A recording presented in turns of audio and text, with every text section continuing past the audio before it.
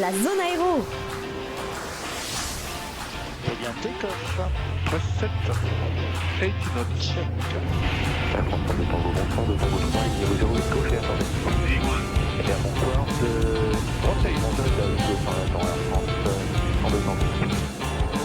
Good morning, ladies and gentlemen. You're all very welcome to Route Flight Authority 401 to London Heathrow. La communauté francophone de l'aviation et des pilotes. Présentée par Sébastien, Nicolas et Cynthia.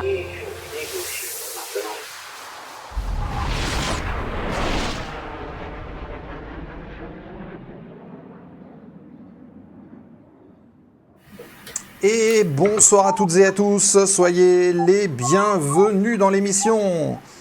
Est-ce que vous m'entendez bien? J'espère que vous allez bien. Il est mercredi soir. D'ailleurs, pourquoi il y a le sommaire? Ça y est, on va l'enlever. Normalement, il ne devait pas apparaître. Bonsoir, Seb et Cynthia. 5 sur 5, c'est parfait.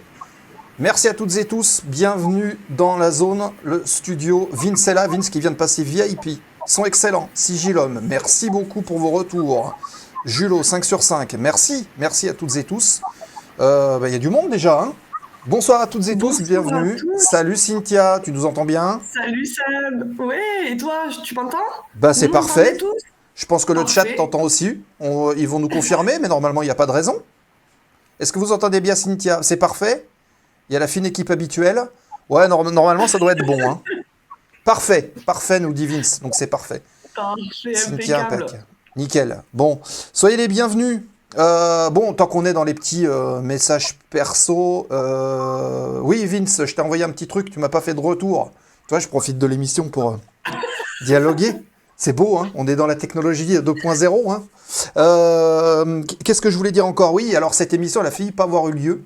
C'est pour ça, vous devez vous demander, vous direz, c'est mercredi, ils sont pas ensemble, il n'y a pas le bar de là-bas, le bar mobile. Et en fait, c'est le bar de là, ouais, c'est un peu compliqué pour, on va dire, 2 bonnes raisons. La première, c'est que déjà, Romain n'était pas sur Perpignan ce soir, ce qui était prévu au départ, donc du coup, on le fait en visio. Et en plus de ça, moi, je suis pas au boulot cette semaine. Donc du coup, on fait un live éparpillé partout en France. Mais c'est ça aussi les jeux de la technologie. Donc c'est fabuleux. Ça marche super bien la technologie, c'est fabuleux. Ah bah Incroyable. voilà. Merci Vince. On est tous J'ai ensemble bien... sans être ensemble. Ben voilà, c'est ça. Voilà, ça permet de tester le matos aussi. Bon, le matos ici, il est un peu éprouvé, donc bon, c'est bien que ça marche bien, en tout cas. Alors déjà, merci à toutes et tous d'être présents. J'ai vu Ben Moll, Cynthia, t'es la première à publier dans le chat, Run to the Sky évidemment. Vince qui est là, Lord Gibus qui nous souhaite un joyeux anniversaire d'affiliation, c'est vrai. Ça fait 3 ans que l'émission La Zone Aéro est sur les ondes, si on peut dire, de Twitch. Donc ça fait plaisir, et sur YouTube aussi. Philémon qui est là avec l'équipe de modération. Lady Sombrelis qui est là également. J'entends rien. Toulon est en force. Il est là, et il est à l'heure, Jean, en plus. C'est fabuleux quand même. Salut Jean, on te salue. Voilà, Sigilum est là aussi. J'ai vu Free Flight qui est là. Donc c'est parfait. Et j'ai une grande nouvelle pour vous, les amis. Et bonsoir à Extraordinaire 330 qui vient d'arriver sur la chaîne. Et par contre, je sais pas pourquoi, c'est qu'il n'y a pas eu l'alerte. Voilà, il n'y a pas l'alerte des followers, alors que tout à l'heure, il y a eu l'alerte du sub, puisque la manchère s'est levée quand notre ami Run to the Sky a pris son abonnement, et on le remercie une nouvelle fois. On le voit d'ailleurs sur l'écran en bas à droite, là, Last Subscriber, Run to the Sky. Alors pourquoi il n'y a pas eu le follower, c'est pas grave. Fingergold qui est là aussi, l'inérable Céleste qui est également ici, et ah oui, MMG7F aussi qui est là, Fabien, salut Fabien. Bon bref, soyez les bienvenus, merci donc à celles et ceux qui sont présents pour ce live. On salue les amis de YouTube qui verront aussi ce replay dans AJ+14 comme d'habitude, mais merci à vous d'être présents sur les replays de la zone aéro, également les gens qui sont avec nous au podcast. Si les contenus vous plaisent, n'hésitez pas à suivre l'émission, hein, vous le faites sur Twitch en cliquant sur la petite cloche, normalement ça déclenche les alertes, des trucs qui s'animent ici, là-haut, voilà. Et puis vous pouvez évidemment soutenir la chaîne en prenant des petits subs. Bah voilà, regardez, ça marche. Merci Fingergold qui vient de prendre les 11 mois. 11 mois, voilà. Vous voyez, ça fonctionne. Là, ça a marché. T'as réalisé le rêve de Run to the Sky là. Bah voilà, bouge, je l'ai pas vu. Bah oui, mais tu l'as pas vu, c'est normal, tu l'as fait péter pendant le générique. Alors pendant le générique, c'est pas sur cette scène-là, dans tous les cas. Hein. Voilà. Bon, en tout cas, merci beaucoup. Vous pouvez faire comme Fingergold et prendre en fait l'abonnement Prime si vous êtes abonné Amazon Prime. Pour que mon cher marche, il faut le partager sur le chat. Ah oui, partager sur le chat, ouais. Il faut cliquer sur le bouton partager sur le chat, vous cliquez et normalement ça déclenche le truc. Voilà. Ah, mais ça fait rêver ta main chère. Tout le monde est à fond sur la main chère. Là. Il y en a Bah qui oui, sont c'est très normal, hein. heureux, je regarde pour ça. Et quand il y a Nico qui est là, ça lui souffle dans le cou. Après, voilà. Bah c'est ça, hein. Et je vois que Nat du 05 qui vient d'arriver aussi, mais je comprends pas pourquoi on n'a pas les petites alertes des followers. Faudra que je vérifie ça. Je sais pas pourquoi. Voilà. Je regarderai ça pendant le live tout à l'heure. Mais merci, bienvenue Nat du 05. Ouais, puis en plus ça remonte pas parce que Last Follower à la place de Goulven04, on devrait avoir Nat du 05. Donc il doit y avoir un problème avec Stream Element. Bon, c'est pas grave, on va corriger ça petit à petit. Les soutiens, je vous rappelle que vous avez les subs, vous avez donc Twitch, vous avez la possibilité de suivre les vidéos sur YouTube, de les partager et de faire des commentaires. Les commentaires, c'est gratuit et ça nous permet de remonter la vidéo sur Rémi Michin. Elle est montée là. Donc n'hésitez pas à commenter les vidéos de la zone, hein. Même si c'est quelques mots. Vous vous rendez pas compte à quel point ça booste les vidéos. Donc faites-le. Si vous avez le temps, ça vous prend 2 minutes, quoi, même pas. 10 secondes pour un commentaire. Et franchement, c'est vraiment efficace. C'est une manière indirecte en fait de nous aider, hein. Vous avez donc Patreon aussi, on vous fait des petits contenus exclusifs pour les membres de Patreon, et j'en reviendrai sur Philémon sur la première. Donc il y a des petits contenus exclusifs qu'on va vous proposer, et ça devrait être assez sympa, mais que pour les membres Patreon, pour les remercier de leur soutien. Et puis vous avez également la boutique, et d'ailleurs sur la boutique, regardez, on a reçu un petit complément de polo de la zone, et du coup on les a mis en promo à 30 €. C'est sur la boutique, vous avez le lien qui va apparaître en cours de live dans le chat. Ceux qui ne sont pas encore équipés de polo et qui veulent arborer la zone aéro pour votre été, vous pouvez le faire, hein.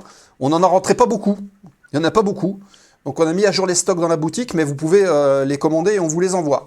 Voilà, vous pouvez passer directement là-dessus. Et puis pour terminer, Philémon qui dit « Alors c'est prévu pour quand la première diffusion de RMC Découverte ?» Il a bien marché ce 1er avril. Il a bien marché ce 1er avril, parce qu'évidemment, on a publié ça le 1er avril, et on n'a pas vendu 10 émissions RMC Découverte, ça serait trop beau, hein. Voilà. Si c'était ça, je vous garantis qu'on aurait le champagne et tout, mais non, c'est pas le cas. Peut-être un jour, ne sait-on jamais. Je te vois souvent chez Inforéa. Ah oui, d'accord. Voilà. C'est vrai que... Voilà, petite dédicace à Thomas, bien sûr. Bien, avant de démarrer l'émission, une petite chose. Je souhaitais faire un petit rest in peace, un petit in memoriam à quelqu'un qui, j'en suis sûr, vous a suivi pour certains depuis de votre temps en France. Vince saura de quoi je parle. C'est une petite pensée pour un acteur qui nous a quittés aujourd'hui. C'est Val Kilmer, l'éternel Tom Kazansky, Iceman de Top Gun, qui est décédé d'une maladie aujourd'hui. Voilà, on voulait faire une petite pensée parce que c'est vrai qu'il a accompagné toute une génération de pilotes au même titre, hein, que Tom Cruise. Une pneumonie, c'est exact. Donc voilà, il fallait y penser. Alors j'ai pas mis de photos puisque les émissions, les réseaux sociaux ont été envahis de photos de Val Kilmer aujourd'hui, donc c'était pas la peine d'en rajouter encore, mais juste un petit mot, voilà, pour faire un petit hommage à ça, parce qu'il inspirait beaucoup de gens. Voilà, et puis c'est aussi un rôle qui l'a lancé, hein. Voilà, donc c'est fait. Écoutez les amis, je vous propose tout de suite de déposer le plan de vol, hein, on traîne pas trop, et puis donc on est parti. De quoi allons-nous parler ce soir, on le voit tout de suite. Plan de vol de l'émission. Le sommaire de la zone ce soir. Allez, je vais faire apparaître le sommaire qui va arriver là. Attention. Hop, voilà. On Donc, sent l'expérience quand même, hein. Ouais, je suis presque bon pour présenter la météo. Vous me laissez encore 2 ans et ça devrait être bon. Donc, actualité du terminal dans un instant, la séquence au sol et en vol avec Romain qu'on va retrouver, donc Romain Coeur. Il est pilote de marque, on vous dira pour laquelle après, même si on vous l'a déjà dit dans les petites annonces. Vous avez aussi également la possibilité de lui parler d'instruction, parce qu'il est instructeur, Romain. Puis également voltigeur. Donc vous allez pouvoir lui poser tout un tas de questions. Et il va se présenter tout à l'heure. Donc au sol et en vol, rendez-vous avec un voltigeur, ingénieur, pilote de marque. Bref, on verra toute l'étendue de son couteau suisse tout à l'heure. Et puis, fin d'émission, bah, vous le savez, hein, remise de gaz, fort aux questions, les 5 dernières minutes de l'émission. On vous parle du programme. Et puis, on aborde les dernières questions. Vous connaissez le principe. Et puis, évidemment, le tout co-animé avec notre excellente Cynthia, qui est en direct de Perpignan et qui va réagir sans aucun problème pendant toute l'émission. Voilà. C'est même dans le titre, ouais, c'est ça. Voilà, attention, je vais le pousser. 1, 2, 3. Voilà. Oh là là, mais je suis jalouse. Eh oui, ben voilà. Tu fais trop bien. Alors, c'est parti pour l'actualité du terminal qui démarre tout de suite. On a 6 petites news à vous partager ce soir. Let's go. L'actualité du terminal. News, nouvelles, informations et réactions avant l'embarquement.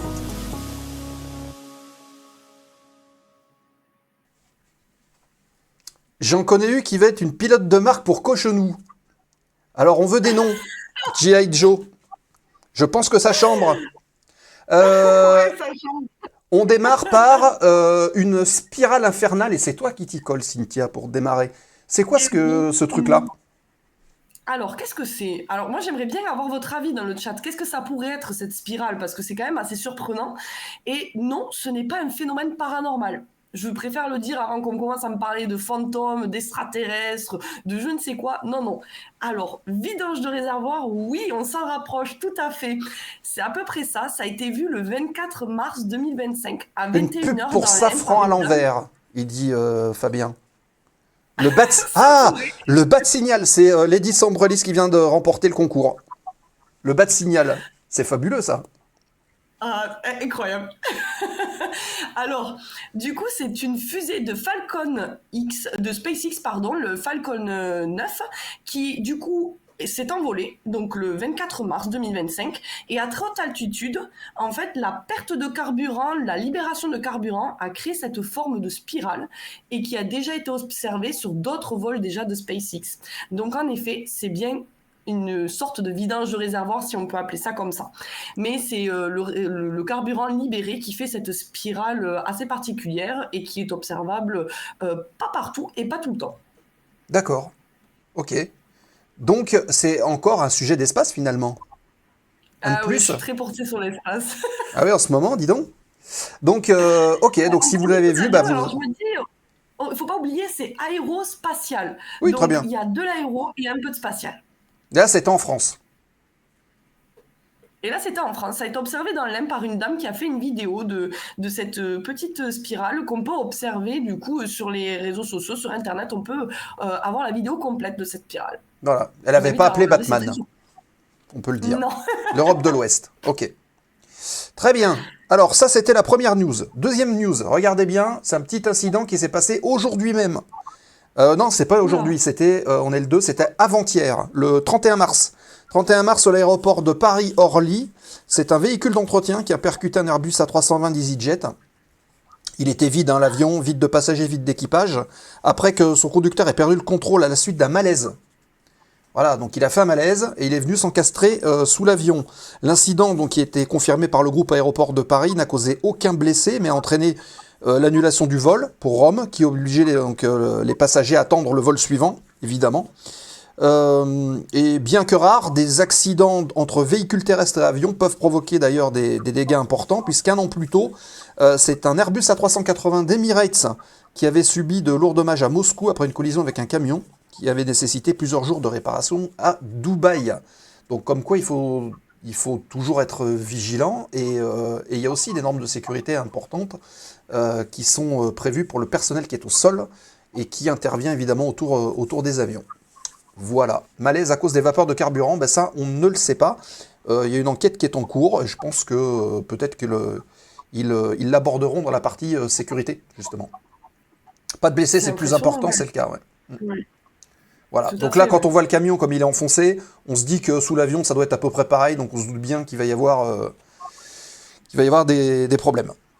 Voilà, donc petite pensée au Quel conducteur, rigolo, oui. c'est ça. Merci Fabien. Voilà. Oui. Petite. Alors, il y a un jeu de mots dans l'actu suivante.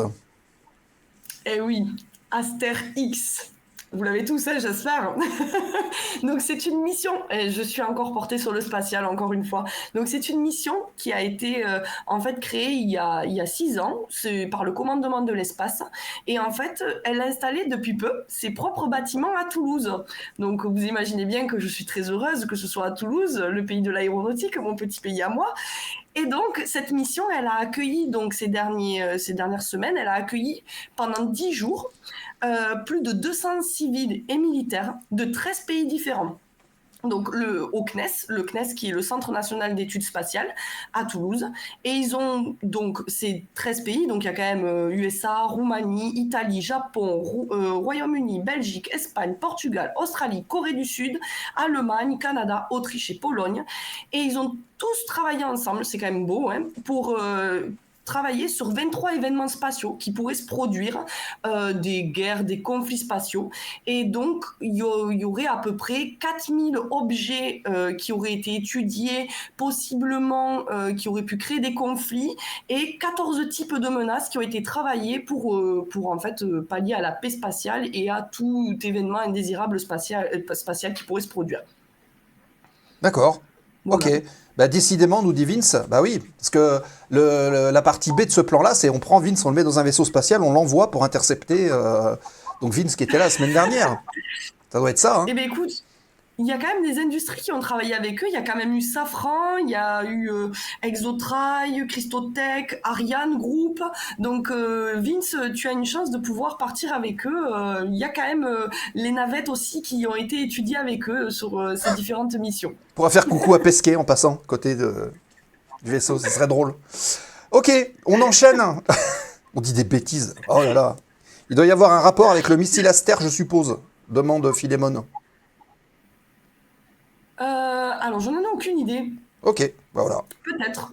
C'est possible. Bon, très bien. Petite news suivante.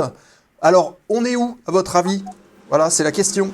Ah, merci Miaou Minimal pour le sub. Regardez, ça a fonctionné, là, l'alerte. Ça clignote et puis la manchère s'est déclenchée. Merci beaucoup. Merci pour le soutien. Merci. Merci bien. Bah oui, bah, apparemment ça marche. Alors, on est où, à votre avis? Vous nous dites, est-ce que vous avez trouvé... Il y a des jeux comme ça, d'ailleurs, sur Internet, où on met une carte et puis il faut essayer de retrouver où c'est. Je crois que c'est GeoGuess. On n'en fait pas ici, mais c'est pas très grave. Népal, bah oui, Lord Gibus. Bravo, c'est le Népal. Pourquoi est-ce qu'on parle du Népal? Puisque le 31 mars également, hein, décidément, tout s'est passé un 31 mars, l'aéroport international de Pokhara, au Népal, a accueilli son premier vol régulier avec un Airbus A319 d'Himalaya Airlines en provenance de Lhasa. Et ça marque une étape clé, hein, pour le développement touristique de la région. Malgré des incitations financières comme l'exonération des frais d'atterrissage, la suppression des taxes passagers, les compagnies aériennes jugent malgré tout ça les coûts d'exploitation trop élevés, notamment en raison du prix du carburant et des charges fiscales. Et face à l'absence d'un soutien gouvernemental, les entrepreneurs locaux prennent des initiatives, notamment en collaborant avec Sichuan Airlines pour organiser des vols charters depuis Chengdu. L'objectif est simple, c'est d'attirer plus de touristes, de positionner Pokhara comme une destination majeure. Elle a fait d'ailleurs l'objet d'une campagne de promotion touristique, hein, pour ramener plein de touristes, avec l'ambition d'accueillir jusqu'à 1 million de passagers par an. Et c'est un tout nouvel aéroport en fait qui a vu le jour au Népal. Voilà. On enchaîne avec une compétition aérienne et on va s'adresser aux gens du Sud. Exactement. Moi, je vous invite à aller voir ce genre de compétition. C'est incroyable. C'est des compétitions magnifiques. Donc, ce week-end, je vous invite à aller à Montpellier-Candiargues, pour ceux qui le peuvent, dans le sud de la France. Et il y a une compétition de pilotage de précision. Donc, ce qui vous est demandé, en fait, pour les pilotes, c'est de développer l'habilité du pilote, de faire une navigation, de suivre un trajet et de faire du repérage dans un temps chronométré de certains lieux qui ont été pris en photo. Donc, c'est une super activité à faire seul ou en équipage. Et c'est à peu près un vol d'1 heure qui va être réalisé. Vous êtes chronométré. Et il vous faut faire ce petit exercice. Et après, il y a un classement qui suit. C'est passer une journée aussi avec les autres, c'est partager, rencontrer des gens de l'aéronautique. Et pour ceux qui pilotent pas, je vous incite à aller voir, c'est très impressionnant. Donc, on va avoir différents avions qui vont essayer de poser avec le plus de précision possible sur le seuil de piste. C'est très impressionnant et très joli à voir. Donc ça, c'est le rendez-vous du week-end. Pour ceux qui souhaitent y participer, parce qu'il y en a plusieurs dans la France, donc ceux qui souhaitent y participer, je vous incite à aller voir sur le site de la FFA, de la Fédération Française Aéronautique, pour les informations, pour pouvoir avoir le formulaire de participation. Et tout le monde peut participer ? D'ailleurs, oui, à partir du moment où on a un brevet. D'accord, ok, très bien. Donc, on peut rappeler les dates ? aussi, oui, pardon. On peut rappeler les dates ? Tu as dit c'était quand ? Alors, c'est samedi, le 5, Samedi 5, donc ce samedi-là. à Montpellier-Candiargues. Et c'est Montpellier-Candiargues. organisé par la Fédération Française Aéronautique. Donc, même pour ceux qui veulent se renseigner, pour avoir des informations, pour apprendre à piloter ou pour découvrir de nouvelles machines, c'est l'occasion de rencontrer le monde des pilotes, pour ceux qui ne pilotent pas encore. Et ben voilà, vous avez toutes les infos. Merci Cynthia Et pour je vais te ce dire, bon plan. Pour le week-end prochain, Oui. apparemment, il y a un grand salon aéronautique, si je ne me trompe pas, à Friedrichshafen. Friedrichshafen, ouais, qui va démarrer. Ouais, on en parlera avec Romain tout à l'heure parce que je crois qu'il en fera partie. C'est ça. Donc, Salut réservez vos Elisa 2 week-ends. Vand qui est arrivée. Et puis également Togalok qui est là, qui nous dit félicitations pour votre hâte de vous voir sur RMC Découverte. Ben oui. Nous aussi, hein. Bien sûr. On continue avec une scène insolite à Dallas. Bon, c'est flouté, hein. Je le précise, hein. Pour ceux qui disent « Ah, j'arrive pas à voir ma définition, c'est pas bien. » Oh là là, Jean, regardez. Ça n'arrête plus. Jean qui vient de faire un acte symbolique puisqu'il vient de prendre 6 mois d'abonnement en un. Bravo Jean. Félicitations. Bravo. Merci beaucoup. Merci pour le soutien. Ton univers impitoyable, scène insolite à Dallas. Oui, c'est ça. Mauvaise qualité. Pfff. Alors, il y a plein de vidéos qui tournent sur cet événement sur les réseaux sociaux. Donc, vous tapotez sur Google et vous allez trouver. En fait, c'est une femme légèrement dévêtue, voyez-vous, qui a provoqué une scène un peu chaotique à l'aéroport international de Dallas-Fort Worth, puisqu'elle a multiplié, on peut dire, des comportements assez étranges, dont des déclarations un petit peu incohérentes. Elle a balancé de l'eau, des jets d'eau en l'air. Bon, demandez pas. Et puis ça finit par la destruction d'un écran. Alors pourquoi ? On ne sait pas trop. Filmé par des passagers assez médusés, il faut bien le dire. La vidéo de l'incident est devenue assez virale sur les réseaux sociaux. Et l'intervention du personnel aéroportuaire a été quand même un petit peu tardive. Ça a suscité quelques interrogations. Et finalement, la police a réussi à maîtriser cette femme qui semblait en proie à un épisode maniaque. Elle voulait, selon ses propos, être avec les fleurs. Ne cherchez pas ce qu'elle a consommé, on n'en sait rien. Voilà. Elle a été placée en garde à vue sans que d'autres informations n'aient été communiquées pour le moment. Quel univers impitoyable, les fleurs. Ben voilà. Peut-être qu'elle en voulait encore, hein, on ne sait pas. Hein. Voilà. C'est peut-être la raison. Hein. Elle voulait encore des fleurs, lesquelles on ne sait pas. Oui.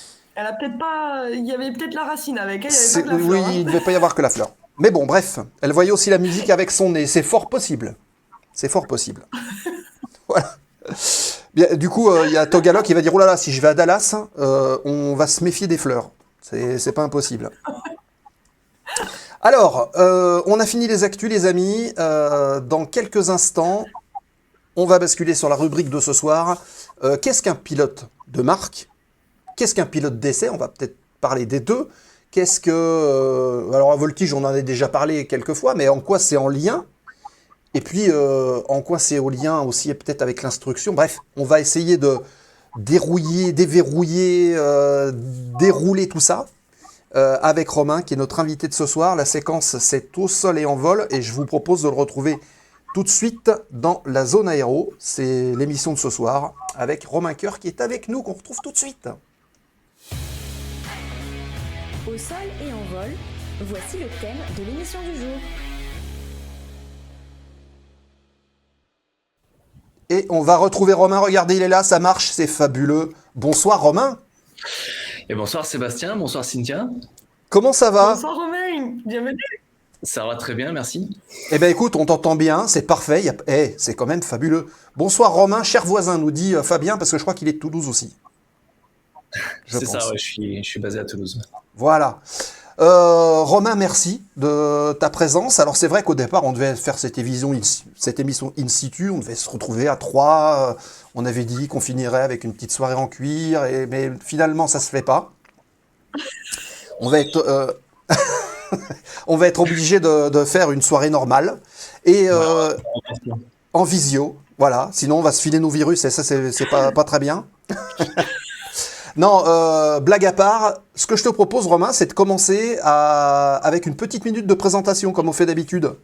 Comme ça, en 1 minute, l'idée, c'est de présenter ton parcours dans l'aéro, puis de nous faire comprendre un petit peu comment tu es parti de zéro pour en arriver à là tu es aujourd'hui. Et après, on revient un peu plus en détail sur ton parcours. Ouais, avec plaisir, ouais. Et c'est parti. Donc ouais, moi je suis parti de zéro. J'ai commencé en fait à piloter quand j'étais étudiant à l'ENAC. Et donc on avait l'occasion de passer le PPL en fait dans l'aéroclub de l'ENAC à l'Asbord. Et en fait c'est parti de là. J'ai commencé par le PPL, ça m'a plu. Et ça m'a pris quand même quelques années avant de me dire, tiens, la voltige aussi, c'est sympa, ça permet d'ajouter la partie sportive, en fait, au pilotage. Et du coup, de retrouver quelque chose qui me permettait, en fait, de m'épanouir, de continuer à progresser, d'aller chercher de nouvelles choses. Et donc, voilà, en fait, je me suis mis petit à petit à la voltige. C'est quand je suis retourné sur Toulouse en fait que j'ai découvert le club de Midi-Pyrénées Voltige où là je me suis fait des amis en fait et là tout de suite c'est parti et ça a développé mon attrait pour ce sport qui prend quand même beaucoup de temps au-delà du sport et donc du coup j'ai progressé là-dedans, je me suis mis à la compétition parce qu'en fait on partait aussi avec les amis du club et puis je suis devenu instructeur voltige. Et depuis 2 ans maintenant, j'en ai fait mon métier et je suis pilote de marque chez Aura Aero qui développe un biplace côte à côte d'entraînement à la voltige. D'accord. Bon bah tu vois. J'ai tenu presque 1 minute. Ah mais c'est parfait. Au moins vous avez déjà les grandes lignes. Donc évidemment dans le chat, je le rappelle, hein, cette émission est interactive. Vous avez l'opportunité de poser vos questions, donc n'hésitez pas à faire dans le chat. On prend les questions, on revient au fur et à mesure de notre échange avec Romain, mais vous avez déjà les grandes lignes qui sont tracées. Et puis on va laisser l'honneur aux dames, donc c'est Cynthia qui va démarrer, qui va ouvrir le bal, si on peut dire. Eh bien, j'ouvre le bal. Donc, moi, j'ai une question. Comme tu parlais d'avoir fait de la compétition et que tu avais fait, du coup, de la voltige, en fait, ça t'est venu comme une évidence de faire de la compétition ou au début, c'était du plaisir et puis tu t'es dit, pourquoi pas, je vais faire de la compétition Alors non, pas du tout. J'ai commencé la voltige, moi, par curiosité. Je pense que je me disais un peu quand j'étais pilote PPL que la voltige c'était inaccessible, que c'était réservé à une certaine élite de pilotes, je sais pas, des militaires, ça me paraissait un peu flou. Et en fait, j'ai eu l'opportunité de rencontrer un instructeur qui m'a dit que pas du tout, en fait, qu'à partir du moment où je savais piloter un avion, je pouvais commencer à apprendre la voltige. Et donc j'ai appris avec lui. Et en fait, petit à petit, à force d'en faire, je me suis vraiment épanoui dans ce sport. Et puis, à force d'en faire, je me suis rendu compte que finalement, une compétition, c'était partir un peu comme sur un stage de voltige, sauf que ce jour-là, on serait évalué par des juges et puis il y aurait un classement à la fin. Et en fait, c'est vrai que ça s'est présenté un peu comme un jeu. Je suis parti avec mes amis à Châteauroux et on a fait les championnats de France et on s'est marré. Et puis en fait... il n'y avait pas vraiment un esprit compétition pesant. Au contraire, on passait des vacances et puis en plus on pratiquait notre sport dans un cadre qui était génial parce qu'en fait on a des juges qui nous regardent et qui vont nous apporter sous forme de notation et puis sous forme de commentaires aussi, mais qui vont nous aider à progresser et à aller chercher toujours à s'améliorer et à faire les figures de la manière la plus parfaite possible. D'accord. Voilà. Et du coup, tes enchaînements, c'est toi qui crées des enchaînements parce qu'il y a des figures à respecter en voltige où c'était imposé. En fait, c'était quoi tu devais respecter un programme? Alors du coup, effectivement, dans les compétitions, il y a des règles du jeu. Alors, selon la catégorie dans laquelle on est, ça peut varier. Mais grosso modo, quand on est en catégorie biplace, on va voler 3 programmes dans une compétition. On commence toujours par le programme connu. Donc celui-ci, on a pu s'entraîner sur ce programme-là. C'est une dizaine de figures qu'on va réaliser dans un box de voltige devant les juges.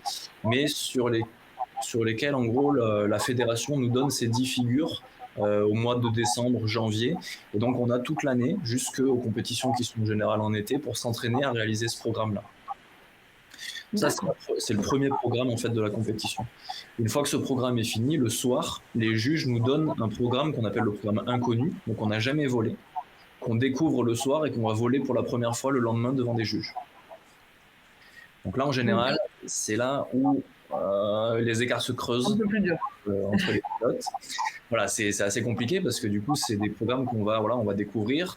La seule chose qu'on peut espérer un peu, c'est avoir les commentaires du coach qu'on a soit sur place, soit au téléphone, qui va nous dire tel programme, il va faire attention à telle et telle figure. L'enchaînement entre les deux, par exemple, ici, il va falloir bien penser à remonter le vent, sinon tu vas te faire décaler, tu vas sortir du box. Donc tout ce genre de conseils, en gros, qu'on va avoir du coach. Et ensuite, il va nous rester la nuit pour mentaliser le programme. Donc c'est quand on fait nos gestes là au sol, ça nous aide à mentaliser le programme, à le vivre pour vraiment se l'approprier. Et ensuite le voler devant les juges et on aura un one shot, en gros une seule chance pour le voler du mieux possible. Et ensuite on sera noté là-dessus. Une fois que ça c'est fait, donc que tous les pilotes sont passés sur le programme connu puis le programme inconnu, il nous reste un dernier programme, c'est le programme libre. Donc là c'est un programme que chaque pilote se compose soi-même. Avec des contraintes évidemment qui sont données par les règlements et du coup qui dépendent de la catégorie dans laquelle on vole. Et ce programme libre, finalement, ça clôture la compétition et ça va être finalement une moyenne des 3 notes connues, inconnues, libres qui va donner le classement final et le podium. C'est comme du patinage artistique, du coup. Ouais, c'est ça. En fait, ça ressemble pas mal au patinage artistique dans la composition, comment ça se passe, quoi. Sauf que vous n'êtes pas habillé pareil. Mais les juges regardent surtout l'avion. Ouais. Ah oui. Et c'est quoi ta figure préférée, celle que tu préfères faire en compétition ou pour ton plaisir personnel? Alors, j'ai beaucoup de figures préférées. Disons que quand on fait de la compétition, on ne va pas se poser tellement la question dans ces termes-là. On essaie plutôt de ne pas avoir de points faibles plutôt que d'avoir des figures préférées. L'idée, c'est vraiment la notation du juge, ça part du fait qu'on a tous 10 à toutes les figures et il enlève des points à chaque fois qu'il voit une erreur.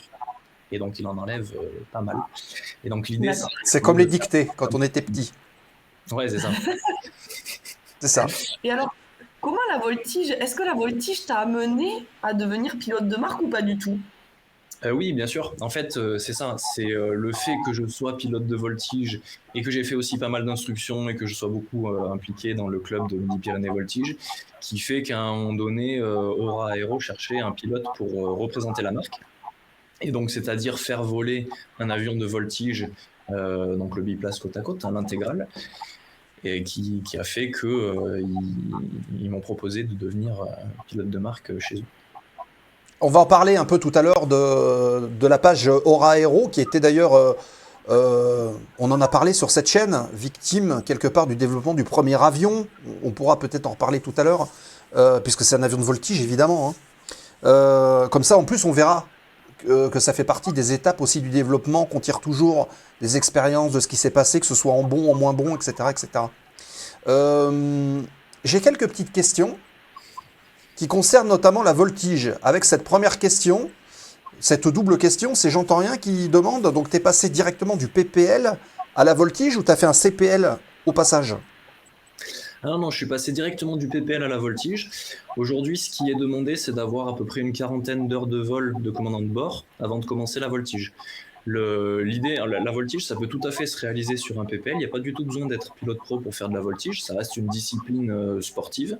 Et il y a beaucoup de pilotes de voltige qui sont juste PPL. À partir du moment où tu n'es pas rémunéré pour faire de la voltige, et en vrai, on est très très peu à être rémunéré pour faire de la voltige, tu n'as pas besoin de PPL. À partir du moment où tu fais de la voltige sur ton temps libre, si tu n'es pas rémunéré, tu n'as pas besoin de CPL. Donc si tu fais de la voltige sur ton temps libre, tu peux très bien le faire sur un PPL. Ok. Bon, déjà, Jean, tu as la réponse à ta question. Alors, il te demandait aussi si tu pouvais enlever ton suite, mais on va le laisser responsable de ces histoires-là. Par contre, Lord Gibus demande cette question. Est-ce que vous cherchez à inventer de nouvelles figures, éventuellement comment, par erreur de manœuvre ou par tentative de mouvement, de combinaison sur des manettes moteurs, on peut arriver peut-être à créer une nouvelle figure? Est-ce que c'est possible? Oui, bien sûr. Alors, il y a des nouvelles figures qui sont inventées régulièrement, en fait, par des voltigeurs. Ça dépend pas mal de l'avion que tu utilises.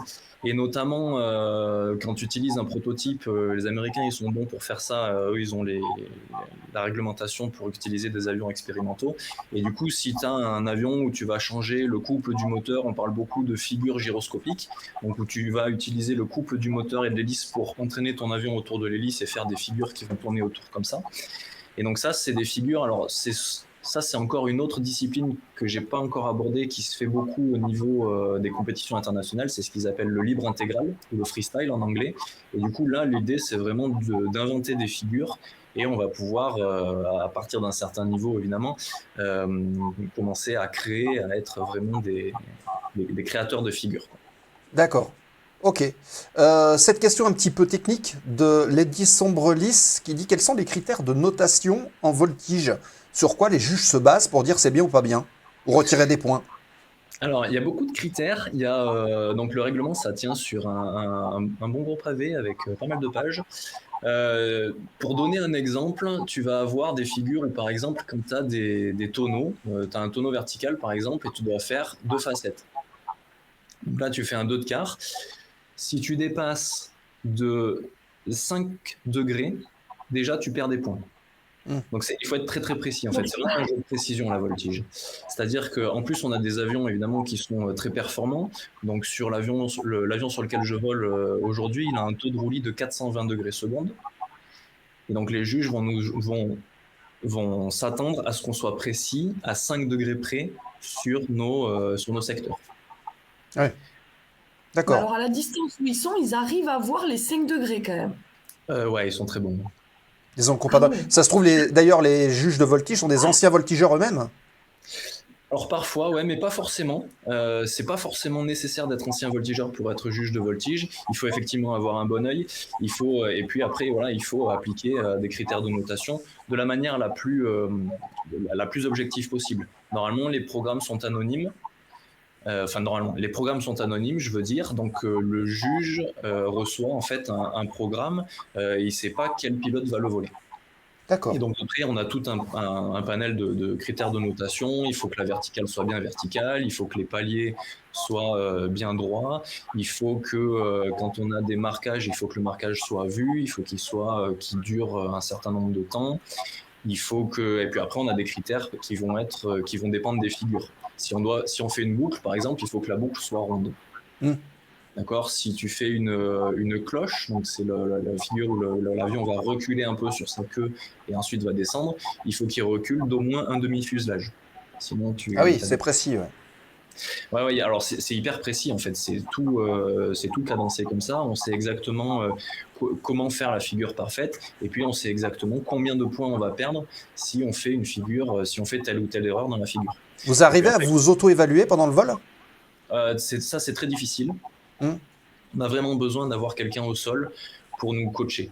Moi, je vole jamais je fais jamais un programme de voltige à mon meilleur niveau sans qu'il y ait quelqu'un au sol. Déjà, d'un point de vue sécurité, ça peut arriver qu'on se perde dans le vol, ça peut arriver qu'on subisse trop de facteurs de charge et qu'on voile, le voile noir. Et donc là, tu as vraiment besoin d'avoir quelqu'un au sol pour te guider et te sortir d'une mauvaise place. Et ensuite, ça va être quelqu'un aussi, ça va être le coach qui va te dire là, tu es bien vertical, là, tu aurais pu marquer un peu plus, là, ta vrille, on a vu qu'elle était un peu déclenchée ou trafiquée, donc elle va valoir 0. Et en fait, il nous fait les commentaires en live. Et quelque chose qui aide beaucoup aussi, c'est d'avoir la vidéo. Donc quand on est filmé en fait du sol, derrière, on va se voir soi-même et on va se rendre compte en fait des erreurs qu'on fait. Parce que parfois, le coach nous dit un truc et puis, voilà, ça reste de l'oral et donc on ne voit pas exactement ce qu'il veut dire. Et là, quand tu vois l'avant le faire, ça devient flagrant et tout de suite, tu progresses en voyant ta vidéo. Alors, il y a quelques questions. On va regrouper 2. Celle de Lorgibus qui dit mon kiff, c'est l'apnée. Le vôtre, c'est sûrement léger. J'aime frôler la perte de conscience quand tu fais de l'apnée. Et est-ce que votre kiff, c'est le voile noir? Donc là, on parle de voile noir, donc avec Lorgibus, mais il y a Jean aussi qui dit « Romain se prend combien de G régulièrement dans la voltige? Est-ce que tu suis un entraînement régulier pour pas tomber dans les pommes ?» Alors, déjà pour répondre à la première question, mon kiff, c'est léger. Je dirais que non, c'est pas tellement mon kiff en fait. C'est plutôt la partie qui fait souffrir. On va dire, c'est la crampe du voltigeur. Hein. Léger, ça fait mal, surtout léger négatif. Mon kiff, moi, c'est surtout ce qui m'attire en fait dans la voltige, c'est d'aller chercher à voler un programme parfaitement en sachant pertinemment que c'est impossible. Ouais. Le vol parfait en voltige, il n'existe pas, tout simplement parce qu'il n'est pas réalisable d'un point de vue physique. Il va toujours y avoir des trucs qui font que la perfection, à mon avis, est inatteignable. Il y a Jean, il dit expliquer les jets négatifs ou positifs, il est largué. Ah oui, pardon. Je le dis, hein, en même temps que je vois le chat qui intervient. Hein. Alors, les jets positifs, c'est tu es assis dans l'avion, tu tires sur le manche, tu mets du facteur de charge, l'avion monte et toi, en gros, tu es compressé contre le siège. Ça, c'est les jets positifs. Tu peux tirer sur des avions performants, tu peux tirer jusqu'à 10 G. Les jets négatifs, c'est le contraire. Tu mets l'avion sur le dos et tu pousses. Et donc là, au lieu d'être compressé contre le siège, tu es plutôt pendu dans la ceinture. Et donc là, en fait, au lieu d'avoir le sang qui descend dans le bas du corps, tu as le sang qui remonte tout dans la tête. C'est agréable. Ça, c'est désagréable. Ok, ben voilà. Jean, il est pareil. Il y avait une deuxième question sur la préparation physique. Oui. La préparation physique, elle est très importante. Le corps humain, il n'est pas fait pour vivre à 7, 8, 9 G. Ça, c'est pas physiologiquement, c'est pas fait pour. Et donc, en fait, on va faire une préparation physique, tous les pilotes de voltige. Alors, sur les premières catégories, en fait, on va être limité en termes de facteur de charge, en termes de G. Et donc, jusqu'à 4, 5 G, effectivement, si tu as une bonne hygiène de vie, il n'y a pas tellement besoin d'avoir une préparation physique. Par contre, au-delà, quand tu vas voler sur les monoplaces, où là, tu vas faire des programmes qui sont beaucoup plus intenses physiquement et du coup sur des avions qui sont beaucoup plus nerveux en termes de facteur de charge, où là, tu as besoin de faire une préparation physique. La préparation physique, grosso modo, c'est... alors, ça dépend des gens, on n'est pas tous égaux là-dessus. Moi, par exemple, j'ai eu besoin d'énormément de préparation physique. Je supportais pas les jets du monoplace quand j'ai commencé et il m'a fallu 1 an de préparation physique où j'ai pris un coach personnel, préparateur physique, que j'ai amené voler pour qu'il voit ce que c'était, qui a parlé en fait avec d'autres préparateurs physiques, des pilotes de l'équipe de France, et qui m'a fait un programme sur mesure de 4 séances par semaine. Donc j'en ai chié pendant 1 an pour arriver à supporter en fait cet avion. C'est quoi, des abdos? C'est des trucs comme ça? Ouais, c'est beaucoup d'abdos, c'est beaucoup de... On va dire que ça va ressembler un petit peu à du crossfit. L'idée, c'est de monter en intensité, c'est d'avoir un cœur en fait qui te permet de... Il faut éviter tout ce qui est sport d'endurance parce qu'en fait ça va te ralentir le cœur et ça va le faire grossir. Et nous en fait on veut un cœur au contraire qui soit capable de monter dans les tours, d'accélérer et de tenir pendant la durée d'un programme, on va dire 10 minutes à fond. D'accord. Ok. Ouais, donc c'est un travail en fréquence cardiaque très élevée. Voilà, en fréquence cardiaque très élevée. Et puis après c'est tous les muscles en fait du bas du corps. L'idée en gros c'est que quand tu prends des facteurs de charge, tu contractes tout ce qui est abdos, fessiers, cuisses et périnée pour en fait limiter l'afflux du sang dans le bas du corps et d'en garder un maximum dans le haut du corps pour que ton cerveau soit hydraté en oxygène. Voilà. Il y a Jean qui vient de renoncer à la voltige. Il vient de faire l'annonce officielle dans le chat. Voilà, il a dit non. Tu peux commencer tranquille aussi, Jean. Il y a des avions qui permettent de il semblerait que les femmes supportent mieux les jets que les hommes. Vous dit alors, il semblerait. J'ai jamais été une femme, donc je peux pas te dire. Il faudrait essayer. Cynthia en vol. On veut savoir. Moi, j'ai déjà essayé. Malheureusement, c'est ressorti, comme disait l'Orgibus, pas dans le bon sens. Donc voilà. Oh. Du coup, voilà, malheureusement. Oh non, j'aime beaucoup la voltige. Je suis passionnée de voltige, mais malheureusement, j'ai eu un petit peu du mal à m'adapter. Et j'ai fait plusieurs tournois d'affilée. C'était un peu trop. Des séances de 30 minutes maxi. Après, au-delà de 30 minutes, ça devient dur pour moi. Ça fait beaucoup déjà, 30 minutes. 30 minutes, ça fait beaucoup. Non, cela dit, pour répondre à ta question, c'est vrai que j'ai fait pas mal de vols de baptême, de découverte de la voltige. Et il se trouve qu'en général, les femmes tiennent plus longtemps et supportent mieux les figures complexes. Alors, dans ces vols-là, on commence toujours par des figures souples pour tester un petit peu le passager. Et en général, les filles vont plus loin dans le programme. Bon, bah voilà. À essayer, les filles, si vous voulez essayer, allez-y. Alors, Run to the Sky qui dit le problème de la voltige, c'est que l'heure de vol est quand même pas mal élevée par rapport à une heure de vol classique. Il a vu un extra à 600 € de l'heure. Est-ce qu'il y a des astuces pour que ça coûte moins cher? Et malheureusement, non. On aurait été à l'étranger, je vous aurais dit de venir voler en France, parce que ça, c'est une très très bonne astuce pour voler à moins de 1000 € de l'heure de vol. Faut savoir qu'en fait, en France, on a une énorme chance, c'est d'avoir ce système d'association et les aéroclubs. Donc, on a des aéroclubs qui sont aussi des aéroclubs de voltige et qui permettent de voler sur des Cap 10. On va dire que le Cap 10, si je me souviens bien, il doit être un peu en dessous de 300 € de l'heure de vol. Et puis après, effectivement, quand on passe sur des avions performants comme les Extra, où tu as un moteur de 300 chevaux qui consomme quasiment 100 litres à l'heure, et ben effectivement, avec le coût du carburant et puis avec la maintenance qu'il faut faire sur des avions qui sont aussi complexes et aussi pointus et qu'on utilise aussi à chaque fois aux limites de leur domaine de vol, bah, tu te retrouves en fait avec le coût de l'heure de vol qui est à 600 €. Et dans le coût de l'heure de vol à 600 €, tu prends juste le carburant et la maintenance. Ça veut dire que tu voles avec un instructeur qui est bénévole, avec une structure qui ne fait pas de marge sur ton heure de vol. Et là, tout de suite, si tu vas essayer de chercher ce genre de prestations à l'étranger, tu doubles quasiment le prix de l'heure de vol. Même si c'est des pays là où ça coûte pas cher. Et même si c'est des pays où ça coûte pas cher, parce que de toute façon, ben, le fuel, la 100 LL, tu la touches grosso modo au même prix. Enfin, de toute façon, ton avion, il consommera la même chose, que ça coûte cher ou pas cher. Et puis après, ben, ta maintenance, t'es quand même obligé de la faire par des mécanos qui sont par 66, qui ont tous les diplômes pour faire de l'aviation certifiée. D'accord.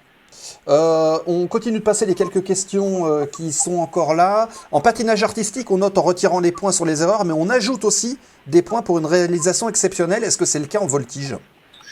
Non, en voltige, on n'ajoute rien du tout, on retire seulement, quoi. Ah, les barbares. Ouais, tu retires des points à chaque erreur, à chaque fois que si jamais, et c'est encore pire que ça, si jamais le juge ne voit pas la figure, par exemple, Ouais. tu l'as faite derrière un nuage, voilà, tu perds tous les points. Si tu fais la figure derrière le juge, c'est 0 à la figure. Et si tu fais une erreur tu dépasses le facteur de charge limite par exemple, ou bien tu te trompes dans une figure, c'est pénalité, c'est des zéros, et là ça fait perdre beaucoup de points. Ils tolèrent rien du tout. Hein. Non. Oh là là là là. Alors, C'est rude. Run to the Sky, est-ce que vous êtes coaché, parce qu'on parlait de coaching tout à l'heure, depuis le sol, juste en compétition, ou c'est juste, enfin aussi en compétition, ou c'est juste en entraînement? Alors en fait en compétition on n'est pas coaché, au contraire on n'a pas le droit d'être coaché en compétition. T'imagines que voilà, t'es seul dans ton avion face au juge et la seule personne qui a le droit de te parler c'est le chef juge et grosso modo lui en gros il va te dire c'est bon tu peux commencer et arrête il y a un problème, on a vu un truc tomber de ton avion ou bien il y a quelqu'un d'autre qui est arrivé dans le box et qui avait rien à faire ici. C'est vraiment juste de la sécurité de ce que va te dire le chef juge. D'accord. Par contre, en entraînement, bien sûr qu'on est coaché. On est coaché, donc voilà, comme je le disais tout à l'heure, pour deux raisons. Pour la sécurité, donc c'est tout le temps, on est coaché, on pourrait être coaché par des pilotes, mais en tout cas chez MPV, on fait comme ça, chez Midi-Pyrénées Voltige, on est coaché uniquement par des instructeurs voltige qui font aussi office de pilote sécurité. D'accord.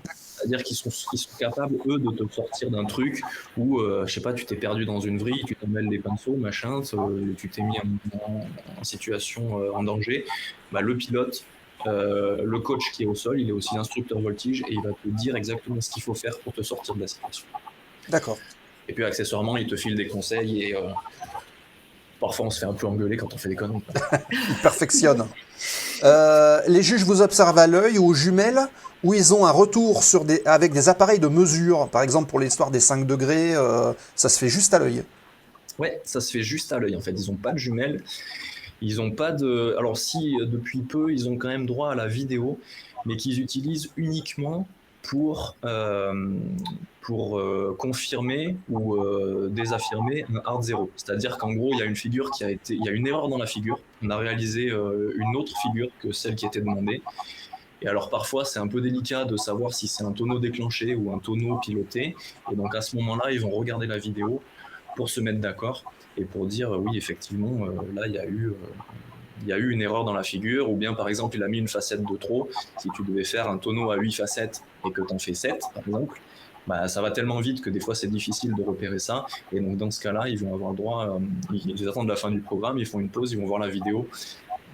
Et Alors, ils se cette mettent avec bonne la- question de Vincent qui dit, mais du coup, comment est-ce qu'ils peuvent voir l'overg? Donc, quand tu dépasses ce facteur de charge, ça doit pas être facile de voir ça à l'œil nu. Alors, c'était la question. Bien joué. Je ne sais pas qui c'est qui a posé cette question. C'est Vincent. C'est c'est le seul instrument qui va être officiel à bord de l'avion. En gros, à bord de l'avion, on a des accéléros qui sont verrouillés, qu'on ne peut pas remettre à zéro. Et là, au moment où on se pose, on a le starter en général qui vient relever le facteur de charge. Mais du coup, alors ça c'est assez particulier, c'est les catégories dans lesquelles on est restreint en termes de facteur de charge, c'est uniquement les catégories biplace.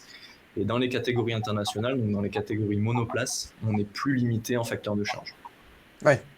Donc voilà, c'est pour ça qu'en fait, j'avais tendance à dire qu'il n'y avait pas d'instrument à bord. Effectivement, ça c'est l'exception. Dans les catégories biplace où on est limité en termes de G, ça effectivement on ne peut pas le voir à l'œil nu, donc on a besoin d'avoir un instrument. D'accord. Ok. Cette question de Philémon, sérieusement, est-ce qu'il est conseillé ou déconseillé de manger ou de boire avant de faire un vol de voltige? Alors, c'est vrai qu'on me la pose souvent cette question. Et en Bah, fait, une de plus.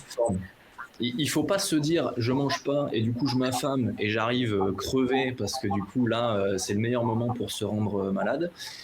Évidemment, il faut éviter de manger un cassoulet juste avant d'aller voler. Ah, et Toulouse. Une Voilà. choucroute aussi, Voilà. remarqué, c'est pareil. Alors, Voilà. choucroute aussi, effectivement, voilà. Enfin, tout ce qui est lourd, en fait, voilà, il faut éviter d'avoir fait un repas où on s'est gavé, où là, effectivement, c'est pareil, ça fatigue en fait le corps d'être sur la digestion, et du coup, ton corps consacre toute son énergie à la digestion, et il n'est pas capable de faire du sport. Ça reste un sport, en fait, c'est ça. Il faut arriver, en fait, un peu comme si tu allais faire une séance de sport, de sport assez cardio même. Bon, voilà, en fait, il faut arriver en forme. Arrivons en forme. Ok. Voilà. Il faut éviter de s'être mis une cuite la veille, il faut éviter de ne pas avoir dormi de la nuit. Tout ça, en fait, finalement, c'est très logique, finalement. Mais faut éviter de se dire, si j'ai rien mangé, je vomirai pas. C'est pas comme ça que ça marche. Tu peux pas murger les concurrents, comme ça au moins toi après t'es plus frais pour... Non, ça marche pas pendant les compètes. Ils veulent pas. Ouais, j'ai essayé, mais... D'accord. C'est sérieux. Voilà.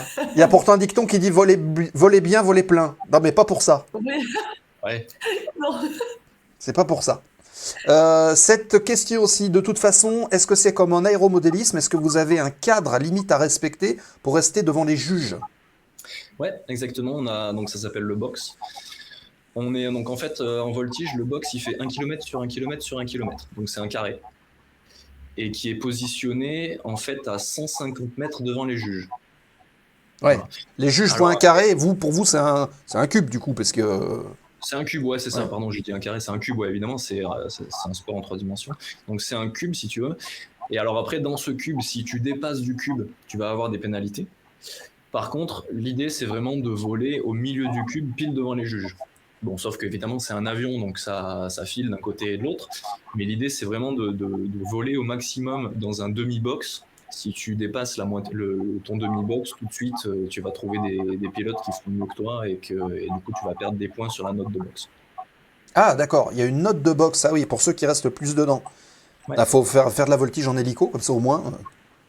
Reste au centre.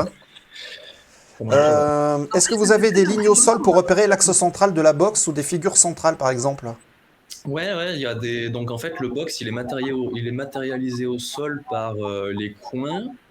Donc, tu as les coins, la croix centrale, et puis les T au milieu qui te matérialisent le box.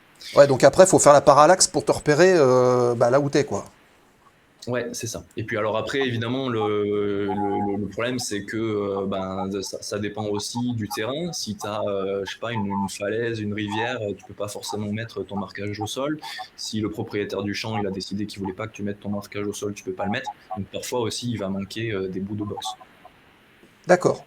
Ok. Il faut les mentaliser. Voilà, il faut les mentaliser. Ouais. Bon, en vrai, une fois que tu as repéré où étaient les juges, le box, tu l'imagines assez bien quand même. Ok. Ok. Je suis en train de remonter pour regarder si j'ai pas raté de questions, Et moi, mais tu il me m'as semble toujours pas. pas dit quelles étaient tes figures préférées quand même, parce que tu m'as dit qu'il y en avait plusieurs, mais est-ce qu'il y en a une ou deux quand même qui se démarquent un petit peu? Mais il a dit qu'on pouvait pas en avoir une. Bon, après, si, moi, il y Non, en a mais que. alors- Disons qu'il y en a alors que deux ou j'aime bien trois. faire. Pour Ouais, voir non, toute seule. il y en a que j'aime bien faire en programme de démonstration. Et d'ailleurs, vous pourrez peut-être les découvrir cet été dans les meetings qu'on fera avec l'intégrale, puisque maintenant il a le droit de voler. C'est toi qui vas faire les démos? C'est moi qui fais les démos, voilà, c'est ça. Ça fait partie, c'est la mission principale du pilote de marque. Ben voilà. Vous allez voir Romain en vol. C'est beau, hein? On vient de faire l'annonce, c'est pas un spoil en plus. Enfin, si, c'est un spoil. C'est presque un spoil. Il y a Lord Gibus qui demande, il dit, j'ai vu au bout des ailes des triangles. Est-ce que tu peux nous dire à quoi ça sert? Alors les triangles, ouais, c'est hyper important. Moi, je suis assez perdu quand j'ai pas de triangle. Ça sert à mesurer en fait l'angle de l'avion. Si tu veux, quand ton avion il est vertical, vu que les juges ils ont un très bon œil et ils jugent exactement si ta verticale elle est parfaite ou pas. En fait, ça te sert à aligner. Quand ton triangle il est aligné avec, enfin quand tu as un bord du triangle qui est aligné avec l'horizon, ça veut dire que tu es bien vertical. Un vertical en montée, un vertical en descente. Et après, tu vas avoir des figures qui se font sous 45 degrés, donc pareil, 45 degrés en montée. Et donc là, c'est pareil, tu vas aligner un autre morceau du triangle avec l'horizon. 45 montée, 45 descendant. Et donc en fait, ça sert, voilà, c'est un repère si tu veux. Donc c'est pour ça que le triangle il est toujours au niveau de l'œil du pilote. Sur les extras, par exemple, c'est pour ça qu'il est déporté à l'arrière de l'aile, parce qu'en fait le pilote est assis à l'arrière de l'aile, et donc du coup on s'en sert pour viser sur l'horizon et prendre un point de repère. D'accord. Ben voilà. Lord Gibus, t'as ta réponse. En plus, il est bon en maths, Lord Gibus, il va comprendre tout de suite. Question un peu technique, avec une figure, la vrille. Avec les performances des avions modernes, ça peine parfois à décrocher pour initier une vrille. Est-ce que tu aides un peu l'avion en imitant le départ de la vrille ou pas? C'est une bonne question, ouais. C'est un spécialiste. Alors, oui, effectivement. Disons que les vrilles qu'on fait en voltige, vu que c'est des vrilles qui font, je crois que c'est maximum 1,5 tour, peut-être 2 tours, mais ça dépasse pas 2 tours. Si tu veux, d'un point de vue aérodynamique, un avion, il stabilise sa vrille, il commence à la stabiliser au bout de 2 tours. Donc si tu veux, nous, les vrilles qu'on fait en voltige, c'est du bricolage. Donc on peut avoir des avions, effectivement, sur les Cap 10 qui vont bien partir en vrille, qui vont partir selon la définition de la vrille d'un point de vue aérodynamique, mais à partir du moment où tu mets des critères de notation sur une vrille, déjà tu la déformes. C'est-à-dire qu'en fait, le critère de notation de la vrille, c'est que le départ en vrille, il faut que tu aies les 3 axes qui partent en même temps. Donc que tu aies à la fois la bâtée en pitch, un peu de roulis et du lacet. Donc pour faire tout ça à la fois, ça arrive qu'on triche un peu. En fait, ça arrive souvent qu'on triche un peu en voltige. On passe notre vie à tricher même, je dirais, à arnaquer les juges, parce qu'en fait, l'idée, c'est que le juge ait l'impression que ta figure, elle est parfaite. Mais vu que tu es soumis au vent, tu es soumis au couple moteur de ton avion, tu es soumis à tout un tas de trucs qui font qu'à un moment donné, il va falloir que tu arnaques le juge. Si par exemple, tu es en train de t'éloigner par là-bas et tu fais un 45, le juge il va avoir tendance à voir un 45 légèrement aplati. Donc tu le fais un peu plus fort. Mais si tu es en train de venir vers le juge, il va avoir tendance à avoir un 45 un peu fort. Donc tu le fais un peu plus faible. Ouais. Si tu fais un 45 degrés avec du vent dans le dos, ta trajectoire elle va être légèrement aplatie. Donc même si le juge il est censé juger l'attitude de l'avion, s'il voit une trajectoire légèrement aplatie, il va se dire il est peut-être pas sous 45. Donc on triche. Donc en fait on passe notre vie à tricher. Vous êtes des tricheurs. Ouais. Bah, c'est beau. Et en plus, il l'avoue comme ça, tu vois, en live sur Twitch. Ah, c'est beau, c'est beau. Exactement. Lord Gibus, cette question, siège éjectable ou parachute manuel? Alors, siège éjectable, non. Siège éjectable, en fait, c'est trop lourd, c'est trop cher à maintenir, ça serait pas du tout viable sur des avions de voltige. On verra l'avion, l'intégrale après, vous allez comprendre pourquoi. Puis c'est un dispositif pyrotechnique, enfin c'est beaucoup trop complexe pour mettre ça sur un avion de voltige. Il faut un entraînement particulier pour faire du siège éjectable. Enfin c'est vraiment un truc qui est réservé aux militaires qui font carrière là-dedans. Donc pour l'instant on vole avec des parachutes personnels. On a un parachute dans le dos et une procédure d'évacuation de l'avion. Et du coup, puisque tu parles de l'intégrale, l'intégrale, donc l'avion qui est produit par War Aero, ce sera le premier avion de voltige à être équipé d'un parachute de cellule. Alors, 2 cellules, c'est pas le pilote. C'est ça. En fait, c'est comme sur beaucoup d'ULM et sur les Cirrus, on a un parachute dans lequel on a juste à tirer une poignée qui est juste à côté de la manette des gaz. On tire sur la poignée et ça déploie un parachute qui va englober tout l'avion. Donc on n'a pas besoin de sortir de l'avion, on reste attaché dans l'avion bien tranquillement et l'avion descend sous voile. D'accord. Ok. On va le voir juste après l'avion. Cette dernière question de Vince. Quelles sont les catégories et comment on fait pour passer de l'une à l'autre? Alors, il y a 6 catégories en tout. Bon, les noms, c'est pas très important. Ça commence, ça s'appelle Espoir Promotion Nationale 2. Et ensuite, on a, donc ça, c'est les catégories biplace. Et ensuite, on a les catégories monoplace qui s'appellent Advanced, Excellence et Unlimited. Voilà. Comment on passe de l'une à l'autre? En fait, il faut avoir plus de 70% à une compétition officielle. Et l'année d'après, tu peux passer dans la catégorie supérieure. Donc, tout le monde commence en espoir. Et si tu t'inscris dans une compétition officielle, alors il y en a 3 par an, et si dans une des 3, tu fais plus de 70%, l'année prochaine, tu as le droit de t'inscrire dans la catégorie du dessus, donc en l'occurrence promotion. C'est assez bien foutu. C'est des catégories en fait, qui sont crescendo. Vu que c'est un sport mécanique et dans lequel il y a une part de risque, ça serait trop dangereux de faire commencer des pilotes tout de suite en unlimited. Donc en fait, c'est des catégories où on te propose en fait de faire des programmes de plus en plus techniques, de plus en plus complexes. Et du coup, ça te permet de progresser tranquillement, tout en faisant de la compétition, tout en te comparant, en te mesurant à des pilotes qui sont de ton niveau, avec un classement à la fin, avec un champion de France dans chaque catégorie. Et du coup, ça crée une bonne ambiance. Pour peu que tu sois dans une promo un peu comme moi, si tu veux, mais les pilotes avec qui j'étais en espoir, on se tire encore la bourre en advanced et on se marre parce qu'on a progressé ensemble. Un coup, c'est un qui gagne, un coup, c'est l'autre. Et du coup, c'est pas mal foutu à ce niveau-là. Et le tout, évidemment, en faisant évoluer l'avion, parce qu'on ne démarre pas sur les mêmes avions dans les premières catégories qu'à la fin. Disons que voilà, ouais, t'as des avions qui sont plus adaptés à certaines catégories. Pareil, si tu fais l'espoir avec un extra 300, ça va être compliqué parce que c'est un avion qui est très technique, c'est un avion qui va vite et qui est surpuissant par rapport à ce qu'on te demande dans cette catégorie. Et donc en fait, il vaut mieux avoir des avions où tu progresses, tu changes d'avion avec les catégories et tu utilises le meilleur avion pour chaque catégorie. Quel serait le risque, par exemple, d'un pilote qui a quelques heures de voltige et qui se retrouve directement, par exemple, sur un extra? Alors le risque déjà, ça serait de se faire surprendre parce que c'est un avion qui est très très nerveux aux commandes et qui donc l'extra il est très léger en fait au manche. Donc ça veut dire que tu prends des facteurs de charge sans forcément t'en rendre compte, sans forcément forcer fort sur le manche. Tu vas prendre 6G, et ça risque de te surprendre. Pareil en roulis. En roulis, moi, ça m'arrive régulièrement de faire des baptêmes sur l'extra 300 d'Aéropyrénées et d'avoir le passager devant qui se cogne la tête à la verrière parce qu'il est surpris par le taux de roulis. Tu vois, c'est ce genre de truc. Et puis après, donc ça, c'est on va dire les risques. Et par contre, pour un pilote qui va faire de la catégorie espoir en 300, en extra 300, il va se retrouver avec un avion qui est très très sensible à tous les mouvements de manche. Ça veut dire que tous les mouvements de parasites de manche, vu que c'est un avion qui est full carbone, tout va se voir. Donc là, il va perdre un paquet de points qu'un pilote de Cap 10 ne perdrait pas. D'accord. Ok. Merci pour ces précisions. Allez, 3 petites questions encore. Il y a beaucoup de questions concernant la voltige. On parle à Romain voltigeur, mais après on va évidemment parler du Romain pilote de marque.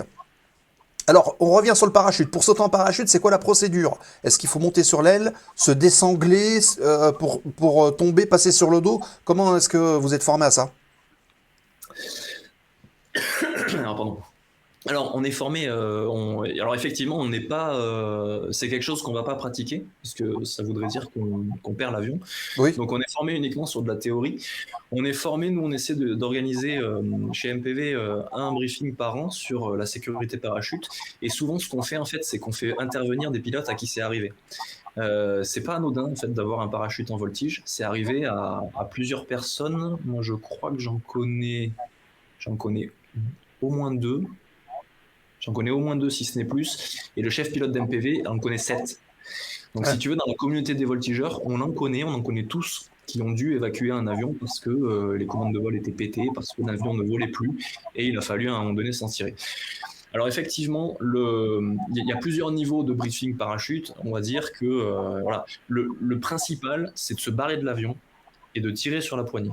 À partir de là, déjà, tu as sauvé les meubles parce que c'est des parachutes de sécurité. Il n'y a pas besoin d'être un parachutiste pour utiliser ces parachutes-là. C'est des parachutes qui sont pliés au moins une fois par an par des professionnels qui sont certifiés selon le modèle du parachute. Et donc, tu es sûr à 100% que quand tu tires sur la poignée, ton parachute il va s'ouvrir. Donc voilà, c'est vraiment ça qui est important. Après, effectivement, selon les conditions, si tu peux monter sur l'aile et sauter derrière en essayant d'éviter l'empennage arrière, c'est mieux. Si tu peux atterrir en arrivant un petit peu de travers et en roulant, c'est mieux. Donc il y a tout un tas de techniques qui peuvent s'apprendre au fur et à mesure. Disons aussi que plus tu vas voler sur des vols performants et plus tu vas aller chercher la limite de l'avion, plus tu vas être susceptible de devoir faire une évacuation. C'est très rare.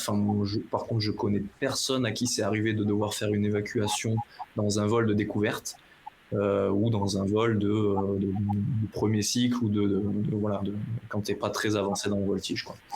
Et disons, voilà, forcément, quand tu approches l'avion de son domaine de vol, et ben à ce moment-là, il peut y avoir des pépins. Ouais. Il peut y avoir des pépins. Ça.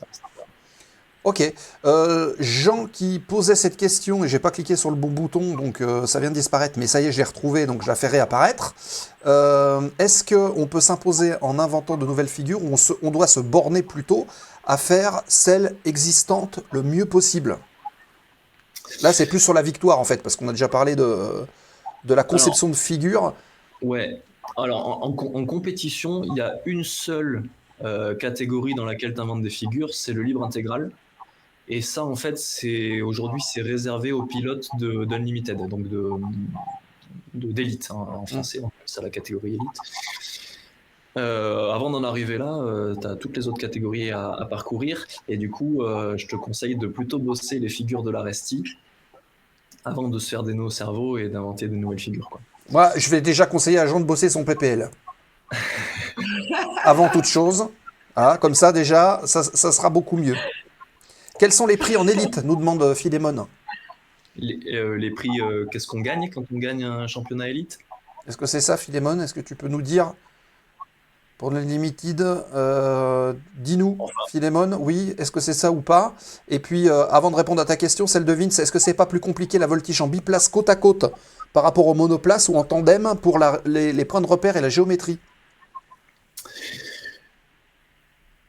Non, parce qu'en fait, tu t'habitues à l'avion, peu importe si tu es en tandem ou en biplace. Disons que les avions en tandem vont être plus performants parce que du coup, ils ont une meilleure aérodynamique, ils font moins de prise au vent. Par contre, ils vont être beaucoup plus compliqués à prendre en main d'un point de vue instruction, quoi, si tu veux. Le top, c'est de faire de l'instruction quand tu es côte à côte. Moi, je parle beaucoup avec mes mains. Enfin, tu vois, même en vidéo, j'arrive à parler avec mes mains. Quand je suis on les voit pas. Si, mais tout à l'heure. Ah oui, d'accord, ok. Des 45 degrés et des verticales. Mais tu vois, typiquement, ce genre de truc, quand tu expliques ça à un élève, c'est quand même vachement plus pratique de lui parler et de lui montrer quand tu es côte à côte que quand tu es en tandem. Surtout que quand tu es en tandem dans un extra, l'instructeur, il est devant. Il n'a pas accès à la richesse, il n'a pas accès à pas mal de commandes de vol. Il a juste le manche et le gaz, quoi, grosso modo. Il est palonnier. Et du coup, des fois, ça manque un peu, si tu veux, quand le mec, c'est son premier vol sur extra et qu'il a fait... déjà, s'il a fait du Cap 10 avant, c'est déjà bien. Mais quand c'est son premier vol de voltige sur extra, c'est pas évident. Ouais. Alors, non, je pense qu'on a la réponse. Il y a sur un Airbus, est-ce que tu n'as jamais eu envie de faire un looping ou un tonneau avec un Airbus? Pas certain. Alors, j'ai jamais piloté d'Airbus, mais je pense que je me retiendrai. Ok. Et oui, il y a G.I. Joe qui dit arriver à poser un train de queue, c'est déjà un bon début. Train classique. Ouais.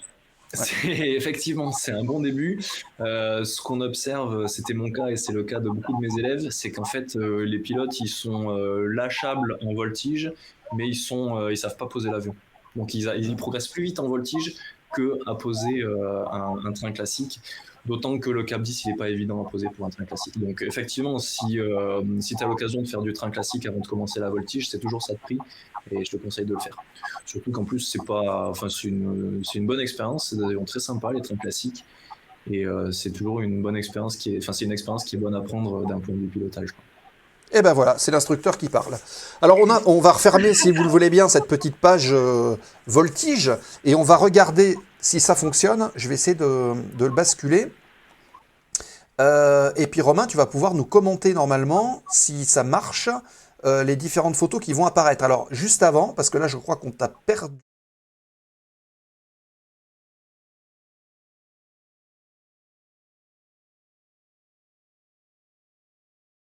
Hop, voilà. Non, c'était pas là, c'était ici. Voilà, on va retrouver Romain.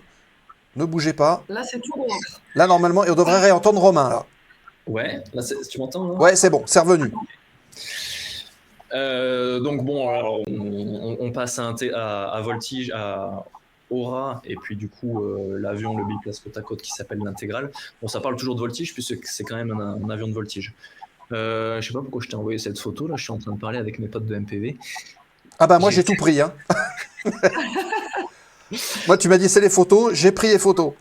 Ok, non, très bien. Donc là, on voit les deux versions de l'intégrale, la version train classique et la version tricycle, puisque du coup, on sort aussi une version tricycle de l'intégrale avec la capacité voltige qui permet de commencer la voltige sur un tricycle. Donc on n'a pas, ce qu'on disait tout à l'heure, la complexité d'apprendre à poser un train classique pour faire de la voltige. Avec évidemment, alors c'est sûr que donc là on voit encore les deux en volant patrouille. On a le train classique. T'es dans lequel là? Je suis dans l'avion qui prend les photos. Moi. Ah, ok. D'accord. J'ai bien fait de poser la question. Voilà. On est 3 pilotes en fait chez Aura et du coup on était chacun dans un avion et il en fallait un qui soit dans l'avion qui prenne les photos. Après grosso modo moi je vais beaucoup voler avec le train classique, donc le gris, donc c'est l'intégrale R, puisque c'est celui qu'on a certifié en décembre et que du coup on va présenter cet été dans les différents meetings auxquels on participera. D'accord. Alors on peut peut-être faire une petite pensée à Simon, à Baptiste, ouais. Qui était quelque part tes prédécesseurs sur ce projet. Exactement, ouais. Donc Baptiste Vigne qui était pilote de marque au tout début de Aura et Simon de la Bretèche qui était ingénieur au sein d'Aura et qui a conçu en grande partie l'intégrale. Il se trouve que en 2022, il y a eu le premier prototype s'est crashé en fait avec ces deux pilotes de voltige qui par ailleurs étaient en équipe de France Elite et c'était des très très bons pilotes. Moi j'ai eu la chance de m'entraîner un petit peu avec eux quand ils sont venus sur Toulouse pour travailler chez Aura, donc ils étaient venus chez MPV et ils m'ont coaché un petit peu tous les deux là quand je débutais sur le monoplace. Et donc c'est quelque chose qui a beaucoup marqué la communauté aéro, mais aussi Aura Aéro, l'entreprise. Il y a eu une grosse enquête du BEA, on a eu l'entreprise qui était un peu en sursis pendant 1 an. Et bon, finalement, on a appris beaucoup de choses de ce crash. Le rapport du BEA, alors c'est le BEA étatique puisque c'était un prototype, c'est le BEA étatique qui l'a sorti. Et du coup, il est disponible là, si vous êtes intéressé pour voir ce qui s'est passé.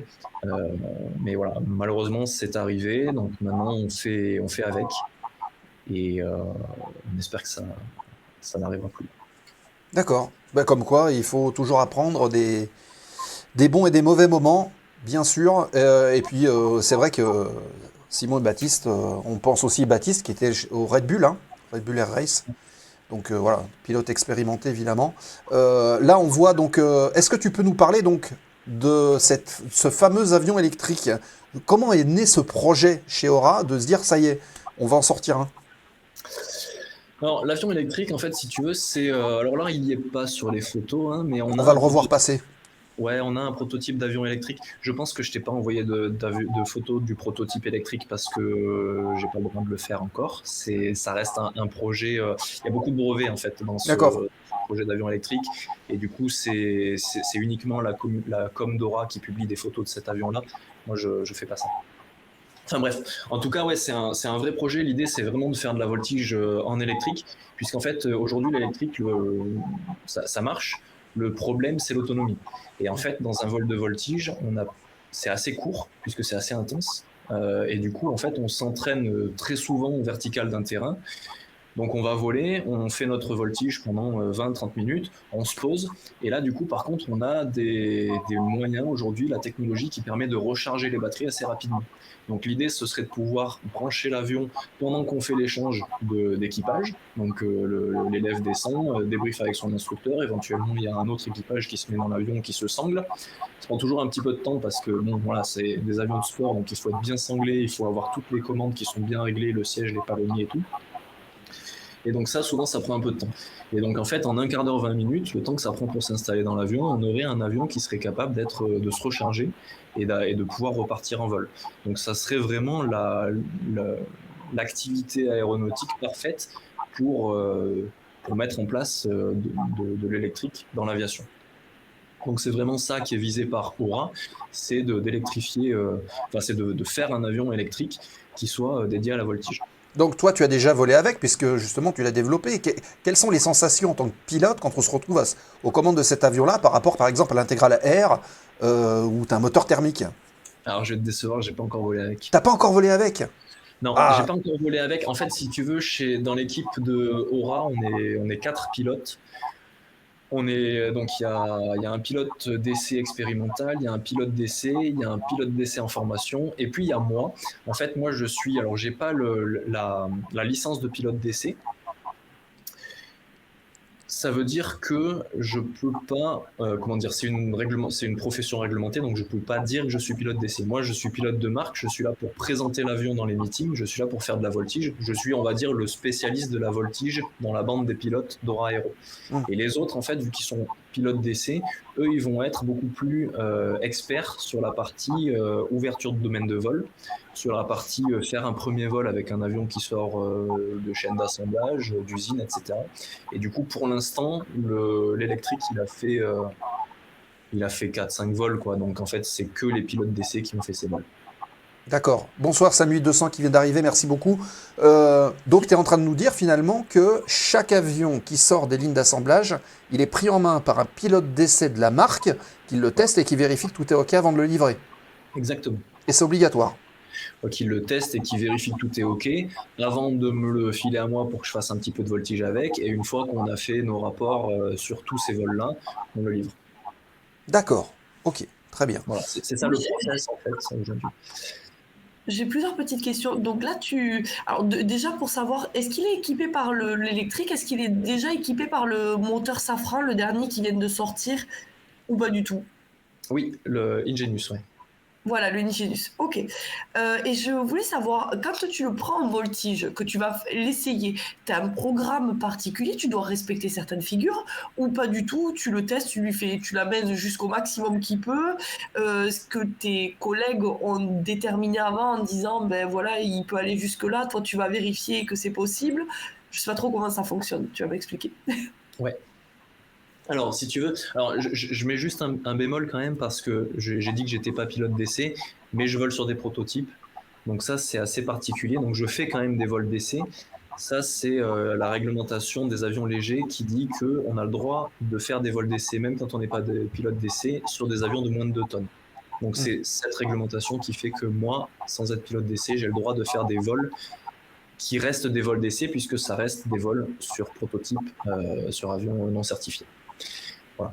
Mais après, pour des raisons de compétences et puis pour des raisons de sécurité, les vols de classe 1, donc les ouvertures de domaine, c'est fait par des pilotes de voltige des pilotes d'essai qui ont été formés dans des écoles de pilotes d'essai. C'était juste la petite parenthèse que je voulais préciser. Alors après, au niveau de la voltige, effectivement, moi ce que je vais faire, alors ça... C'est assez varié, en fait, ce qu'on appelle voltige dans le cadre d'un avion d'essai. Ça va être effectivement de vérifier. Donc, on va faire beaucoup de vrilles, par exemple. Déjà, on va vérifier que l'avion sort de vrilles. Donc là, par contre, ça va pas être des vrilles voltige, ça va être des vrilles 6 tours. Dans lesquelles on va jouer sur la position des commandes, sur est-ce qu'on met des gaz, à quel moment on les met, est-ce qu'on fait une vrille à droite, à gauche, dos, ventre, etc. Donc, on va jouer, en fait, on va tester toutes les possibilités de faire une vrille. Et on fait des vrilles, on fait des vols entiers où on fait des vrilles de 6 tours, donc c'est des vols qui sont quand même assez éprouvants. Et on va faire ce type de vol pour vérifier que l'avion, on puisse le sortir de vrille dans n'importe quelle situation. D'accord. Parce que du coup, donc ça, c'est la certification avion voltige qui nous demande de faire ce type de vrille-là. Si tu fais une certification classique, il faut que ton avion sorte tout seul de vrille quand tu lâches les commandes. Mais effectivement, si tu fais un avion de voltige qui est censé vriller, à un moment donné, il faut aller un peu plus loin que ça et vérifier que ça marche. Et dans ce cas-là, tu as le droit d'exiger que le pilote fasse une action. Et au bout de combien de tours, en fait, ton avion, il sort tout seul de vrille? Bah justement, les avions Parce qu'en voltige, tu disais 6 tours, c'est ça? Ouais. En 6 tours, l'avion ne sort pas tout seul. C'est ça que je veux dire. C'est que c'est le pilotage de l'avion, c'est le pilote qui va faire que l'avion va sortir de vrille. Et il sort jamais tout seul, du coup, un avion de voltige. Je sais que les avions légers, les avions, par exemple, classiques de loisirs, ils sortent au bout de 3 tours, c'est ça, si je me trompe pas? Au bout de 3 tours, ils sortent tout seuls, je crois. J'ai plus ce genre de stats en tête là, mais du coup en voltige il faut que tu l'arrêtes en fait. Ouais, les avions classiques doivent sortir tout seuls. Les avions de voltige ne sont pas obligés de sortir tout seuls de vrille. D'accord. Ah oui, en effet. Ok. Pendant que tu parles, tiens, on va incruster, je vais t'incruster ici. Et puis j'ai 2 petites vidéos, dont la première qui est celle-là. Tu vas pouvoir la commenter en même temps. Où là on voit des images de vol. Ouais, donc là j'étais, ça c'était un vol avec un client. On fait aussi pas mal de vols avec les clients pour qu'ils puissent tester l'avion et nous dire ce qu'ils en pensent. Et donc j'ai pris le relais dans un box de voltige après un instructeur de l'ENAC. Donc du coup il m'a proposé une petite patrouille et il a filmé l'intégrale en vol depuis son Cap 10. Bah, vous avez la petite séquence en direct et puis l'autre elle est assez sympa aussi. Parce que je crois que, on va l'afficher tout de suite. Hop, voilà. C'est le roulage avec des belles bêtes à droite. Ouais, là c'était pas mal. On a fait des meetings sympas l'an dernier. Là on était sur la base de l'armée de l'air de Istres. Et du coup on a le Rafale Solo Display et puis toute la lignée des Alpha Jet de la patrouille de France. Voilà. Incroyable. Donc c'est assez sympa finalement d'être pilote de marque. Ouais, c'est assez sympa, ouais, ça fait voyager, ça fait voir de belles choses, et ouais, c'est un beau métier. Et alors du coup, tu t'es amené à faire pas mal de salons, parler de Friedrichshafen. Quel va être ton rôle sur Friedrichshafen? Ah, son grésillement, vous m'entendez bien? Ouais, ça grésille un peu, mais bon, là c'est bon, c'est meilleur ou c'est pas meilleur? C'est pareil? Ouais, ça grésille. Donc la question c'était quel serait mon rôle à Friedrichshafen. Donc Friedrichshafen, c'est le salon de l'aviation générale, c'est l'un des plus grands en Europe, si ce n'est le plus grand en aviation générale. Donc Aura sera présent, on a un stand. Donc à partir de ces 2 mercredis, ça commence mercredi le salon et ça finit samedi. Moi mon rôle déjà c'est d'amener l'avion, parce que maintenant qu'on a un avion certifié, on va le montrer. Donc je convoie l'avion en début de semaine pour l'amener en Allemagne. Et puis après, je serai sur place pour répondre aux questions des visiteurs sur le stand. On ne fait pas de présentation dynamique, on ne fait pas de présentation en vol à Friedrichshafen. Là, vraiment, l'idée, c'est d'avoir un avion en expo statique sur notre stand. Et puis, vous pouvez pouvoir vous faire des amphicabines, le tour de l'avion, et vous montrer un petit peu à quoi ça ressemble, et vous en parler plus en détail si vous avez des questions plus spécifiques sur l'avion. D'accord. Est-ce que ça grésille encore là ou pas du tout? Ça grésille beaucoup. Ça grésille beaucoup? C'est pas possible. Oui. Bon, on va continuer. Si, du coup, visuel.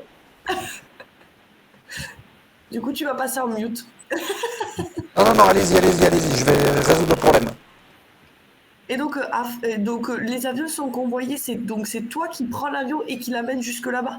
Et tu parlais de l'avion électrique, donc comment tu fais pour faire le trajet? Alors, l'avion électrique, il ne sera pas à Friedrichshafen, par contre, il sera au Bourget. Alors, l'avion électrique, par contre, il ira en camion au Bourget et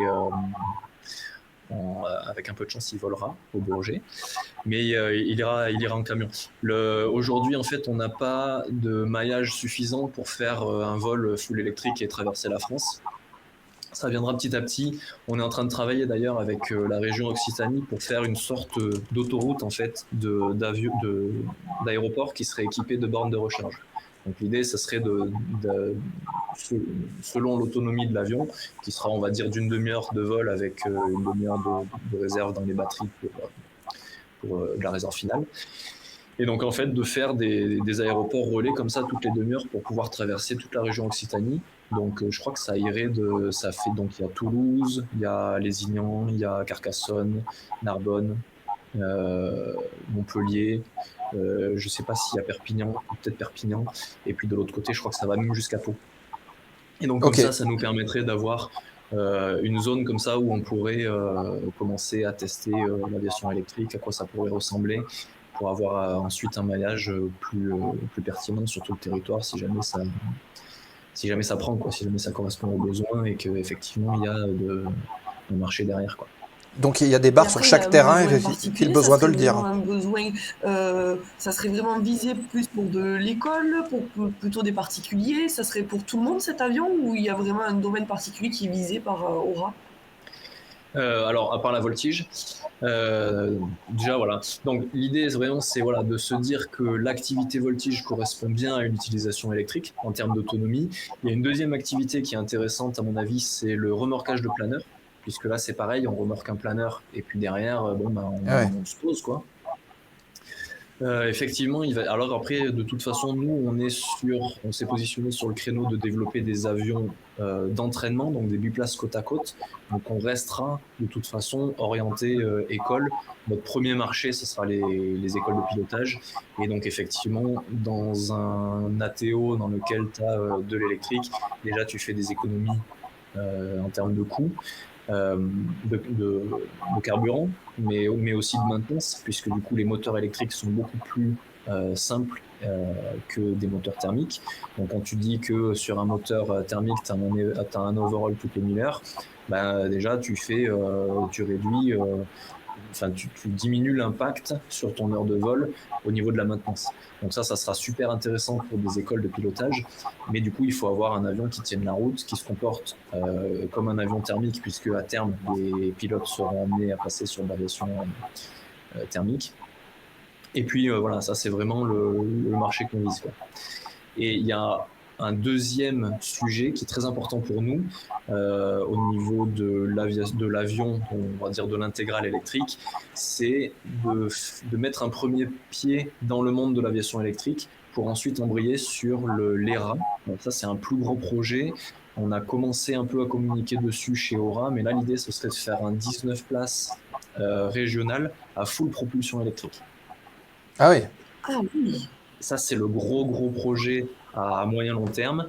Donc voilà, ça serait d'avoir un avion qui serait à full propulsion électrique qui permettrait en fait de faire de l'aviation électrique à une autre échelle, donc sur de l'aviation régionale et du coup sur un range un peu plus grand avec du transport de passagers, avec de... Voilà.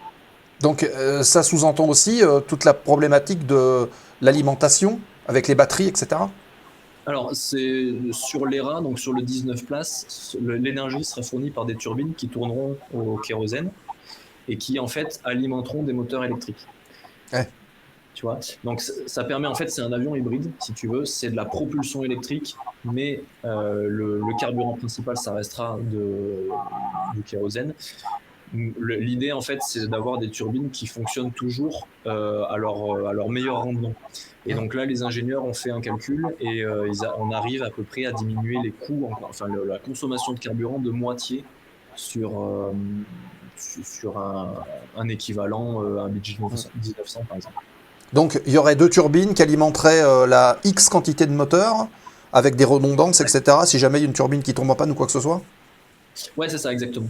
Donc et puis pareil pour les moteurs qui tombent en panne, avec des calculateurs qui te permettraient de stabiliser ton avion en mettant un petit peu plus de puissance sur l'aile où il t'en reste plus que 3. Donc ça serait pour l'instant le concept, ce serait 8 moteurs, 4 sur chacun. D'accord. Ok. Oui, donc on imagine que c'est des moteurs qui sont plus petits que des moteurs classiques. Ouais, c'est ça. Ok. D'accord. Ok, ça fait beaucoup de projets tout ça, hein, mine de rien. Ça fait beaucoup de projets. Mais on avance pas à pas. Là, on est super content d'avoir réussi à certifier notre premier avion. C'est quand même une énorme milestone, ça. Donc ça, c'était en décembre dernier. Et du coup, on va livrer notre premier client incessamment sous peu. On a moi, j'ai pu voler avec cet avion, donc le premier avion de production qui est un Intégral Air, le train classique. On va livrer d'ici quelques jours. Et puis donc du coup, les projets là, qui arrivent en 2025, ça sera la certification du train classique, donc qui est très attendu par les écoles de pilotage. Assez rapidement, on essaiera aussi de sortir une version IFR de ce train classique qui permettrait en fait de faire de l'école avec de l'UPRT, de pilotage de base, la Mania, jusqu'à l'IFR, en fait tout sur le même avion. Donc là, en termes de couverture, de scope, de la formation, on sera sur un avion qui sera excellent. Et puis assez rapidement aussi, pareil, donc le fait de sortir l'avion électrique. Donc là, on a fait déjà les premiers vols avec le prototype électrique, et puis après à long terme le 19 mars. Donc effectivement, on a pas mal de projets côté. D'accord. Bon ben voilà, vous avez plein d'infos les amis, hein. On a bien fait d'inviter Romain parce que du coup on a plein de petites indications. Alors si, moi j'avais une question, c'est où est-ce qu'on va pouvoir te retrouver au niveau des meetings cette année? Parce que tu nous parlais de meetings tout à l'heure. Ouais, alors cette année, donc la semaine prochaine à Friedrichshafen, ensuite on sera à Air Expo à Muret au mois de mai, avec les dates, mais on sera à Air Expo et là du coup on fera une démonstration en vol, où je ferai la démonstration en vol de l'Intégral Air. On sera au Bourget, où là on vous prépare une petite surprise pour ce qui est de démonstration en vol, et on sera par contre aussi dispo en stand au sol au Bourget pendant toute la durée du salon. Et ensuite ça nous mène à l'été, on n'a pas encore fixé sur le reste du planning. Mais déjà ces trois grosses dates où on sera là. On va te retrouver là-bas. Donc si on a des fans de la zone aéro qui viennent te voir, qui veulent te faire signer leurs caleçons, ça, il n'y a pas un problème. Tu peux le sans problème. Ouais, bien sûr. Ah ben voilà. Ils peuvent faire signer les casquettes, c'est beaucoup plus pratique que les caleçons, mais après c'est eux qui voient. Ah mais tout de suite. Ah ben voilà, puis il y a Jean qui nous dit, alors celui-là, je vais le valider le message, parce que évidemment il y a les robots qui ont dit, attention, que dit Jean? Il dit, je viendrai voir le torse nu de Romain, nous dit Jean. Non mais je crois qu'il a trouvé son instructeur. Ouais, là je crois qu'il y a un ticket là, Romain. Voilà. C'est pas dans mon contrat, ça par contre. Et il y a Lord Gibus qui dit, est-ce que tu passes du côté de la Normandie? Parce que j'ai eu l'impression qu'il est que du côté de la Normandie. Du côté de la Normandie, alors c'est pas prévu. L'année dernière, j'étais dans un meeting en Bretagne, j'ai oublié le nom, et Bretagne plutôt côté de la Normandie. Et cette année, c'est pas sûr qu'on y retourne. On vous tiendra au courant, mais c'est pas encore vrai. Vous essayez de vous dispatcher, de rayonner sur la France. Ouais, voilà, c'est ça. Mais c'est là, je pense que cet été, normalement, on devrait avoir un planning assez chargé, puisqu'on lance la commercialisation de l'intégrale. Donc, on va essayer d'être présent au maximum sur tout ce qu'on peut faire. Mais voilà, pour l'instant, on a qu'un seul prototype qui est dédié aux airshows. Et puis, je suis tout seul comme pilote de marque, donc je pourrais pas être à plusieurs endroits à la fois. Ah bah oui, c'est ça aussi le problème. On n'est pas encore capable de se diviser. C'est bien le gros souci, ouais. Les amis, on arrive au terme. Enfin, il nous reste 5-10 minutes à passer ensemble. C'est la foire aux questions, remise de gaz tout de suite. La zone aéro, remettez les gaz. Dernière question, programme à venir, vite. Ce sont les 5 dernières minutes de l'émission. La dernière séquence foire aux questions, remise de gaz, avec Romain qui est avec nous ce soir. On a parlé de plein de choses et il y a encore des questions qui arrivent, donc on les prend évidemment. Posez-les dans le chat parce qu'on va y revenir dans quelques instants. On les aborde juste après. Tiens, on va changer, on va faire une petite innovation. On va parler du programme tout de suite et on parlera des dernières questions juste après. Bah oui, il faut être capable d'innover. D'ailleurs, ne bougez pas. Exactement. Toc, Romain, on le met ici. C'est le temps du changement. C'est ça. Voilà, on parle du programme. Alors Romain, en plus, tu vas connaître le prochain invité qui sera là mercredi prochain. le 9 avril à 20h30 dans la zone, ce sera Dylan qui viendra nous voir. Dylan est l'instructeur CPL et il vous parlera de la meilleure des manières, de la façon dont un pilote peut préparer une navigation, c'est-à-dire partir d'un point A pour arriver à un point B.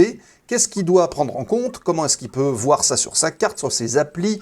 Comment est-ce qu'il mesure tout ça, etc., etc. Donc ça, c'est la semaine prochaine, une véritable petite leçon pour vous expliquer comment en vol ça se passe. Donc, vous pourrez poser vos questions à Dylan, c'est la semaine prochaine. Préparez une navigation pour un pilote en vol à vue, hein. On ne parle pas d'IFR encore. C'est mercredi prochain dans la zone. Ensuite, on va vous donner rendez-vous le lundi 14. Ça se passera ici. Avec Magali Perrault, elle est pilote d'hélicoptère à la sécurité civile. Elle est qualifiée sur plusieurs hélicos. Là, elle est en train de passer sa nouvelle QT sur le D3, la nouvelle mouture du H145 à la sécurité civile. Elle viendra nous voir pour nous parler de son parcours et puis de son quotidien, puisque la mission première des hélicos de la sécurité civile, évidemment, c'est de sauver des vies. Donc, flash sur un métier. Et sur le parcours de Magali, le 14 avril, ce sera à 19h30. Retenez bien la date, 19h30 pour le 14, ici en direct au bar. Et en plus, je crois bien qu'elle va dire avec sa combinaison de vol, donc les amateurs seront contents. Puis le 18 avril, 20h30, Push to Talk avec toute l'équipe. On vous tiendra au courant du sujet. Ça se passe d'ailleurs sur le Discord. Si un des modérateurs peut afficher le Discord dans le chat. Prochain Push to Talk avec les chroniqueurs qui seront dispo. On vous les annoncera dans le chat avec le sujet qui sera abordé. Et puis c'est une émission qui vous donne la parole. Et ça y est, les alertes remarchent. Bienvenue d'Avafly 6 qui vient d'arriver, ça fonctionne. Par contre, est-ce que ça a marché ici? Non. Mais par contre, on a eu l'alerte sur l'écran. Donc c'est déjà bien. Push to Talk avec les chroniqueurs de l'émission et les sujets qui sont annoncés sur le Discord. Merci beaucoup Julo pour le lien. Rejoignez en masse d'ailleurs le Discord. Il y a plein de choses qui se passent dessus. Run to the Sky avec les petits jeux concours, les annonces, les programmes, tout est dessus. Le 21 avril, nous aurons le plaisir ici aussi de retrouver à 19h30 Nico, qui devrait être ici, qui sera redescendu du Nord. Et puis, on accueillera en face du bar Philippe. Philippe, c'est un ancien pilote de chasse qui a fait une carrière assez exceptionnelle d'ailleurs. Il a travaillé aussi pour des marques après, etc. Et il viendra nous parler justement de Beamentry. C'est le fondateur de cette société de conseil qui propose maintenant aux entreprises de travailler leur performance au travers du leadership, de la réactivité, de la gestion de l'imprévu. Et c'est calqué sur des méthodes militaires. Et Philippe a fait tout un travail là-dessus. Il viendra nous en parler. Donc le 21 avril à 19h30. Notez bien la date. Pour les invités plateau ici, c'est 19h30 en règle générale. Et on terminera ce programme du mois d'avril de la zone aéro avec un push to talk, le dernier de la saison. C'est un vendredi soir, 20h30. On vous ouvre les ondes de l'émission avec les chroniqueurs. Et encore une fois, le sujet vous sera annoncé directement sur le Discord de la zone aéro, donc rejoignez-le en masse, c'est gratuit, ça vous prend 2 minutes pour créer votre compte, et puis vous serez au courant de tout ce qui va se passer avec les chroniqueurs, vous pourrez même discuter avec eux sur le Discord, c'est quand même beau, voilà pour le programme de la zone de ce mois d'avril, et sachez que le mois de mai est déjà plein, voilà, le mois de mai il est verrouillé, déjà, et il y aura beaucoup de choses, il y aura beaucoup de rendez-vous au mois de mai, voilà. Alors, après l'agenda. Ouais, c'est ça. Du mois plutôt, pas de la saison. Bah non, pas de la saison, du mois. Mois d'avril. Mois d'avril. Ah oui, les questions. Parce que du coup, moi, je suis en train de présenter le programme, mais hop, il y en a eu pas mal qui sont passés, là. Ouais, mais je les ai pas... Oh oui. là là. Alors attends, je vais les reprendre, mais je vais déjà poser la première qui est arrivée. Voilà. On sent la différence de comportement gyroscopique du rotor électrique par rapport aux avions thermiques, comme les motos par exemple en virage, demande Philémon. Je vais avoir du mal à répondre à cette question parce que bon, j'ai pas volé sur l'électrique et je fais pas de moto. Je sais pas. Ah, ok. Alors ça m'arrange pas du tout parce qu'il a fallu que je retrouve la deuxième question si c'est bon. Je viens de la retrouver. Et donc question qu'il repose, parce qu'il a posé tout à l'heure, qu'est-ce qu'on gagne comme prix à part la coupe en division élite? C'était ça la question de tout à l'heure. Ah oui, très, très bonne question. Ouais. On gagne quasiment rien. La voltige, c'est pas du tout un sport professionnel. C'est assez peu médiatisé, c'est dommage. parce que c'est un sport sympa à voir. Et donc du coup, vu que c'est peu médiatisé, il y a peu de sponsors et donc il y a peu de prix, quoi. On gagne. J'ai aucune idée de ce que c'est le prize money sur un championnat du monde, par exemple, mais les pilotes de voltige de l'équipe de France, ils sont tous amateurs. Il n'y a pas de pros. Il y a une toute petite exception, c'est les militaires. Il y a un escadron de l'armée de l'air française qui est dédié à la voltige. Et eux, du coup, c'est les seuls pilotes de voltige professionnels au monde. Les autres pilotes de voltige professionnels, à part moi, on va dire, je suis pas vraiment un pilote, je suis pilote de marque, donc je suis payé, je suis rémunéré pour faire de la voltige, effectivement, mais je suis pas sportif professionnel dans le sens où on pourrait imaginer que un tennisman ou un skieur est payé pour uniquement performer. D'accord. Ça n'existe pas. Il n'y a pas d'autre pilote que l'équipe de voltige de l'armée de l'air qui est payée pour performer en voltige. Et encore même les pilotes de voltige de l'armée de l'air, ils sont aussi beaucoup présents sur les meetings, ils font du vol en patrouille, donc ils ne sont pas uniquement dédiés, leur temps de travail n'est pas uniquement dédié à la performance en voltige. D'accord. Et puis cette dernière question de G.I. Joe, combien de préventes pour l'intégrale R? On en a pas mal en fait. J'ai pas suivi les dernières updates, mais on doit être entre 15 et 20. D'accord. Ah oui, quand même. Ah, c'est plutôt pas mal. Hein. Alors surtout qu'en plus, mais si, j'ai oublié un événement sur lequel on est présent, mais parce que moi j'y suis pas. Mais c'est l'équipe américaine est présente en ce moment même à Sun and Fun. Je crois que ça a commencé hier ou avant-hier. Oui.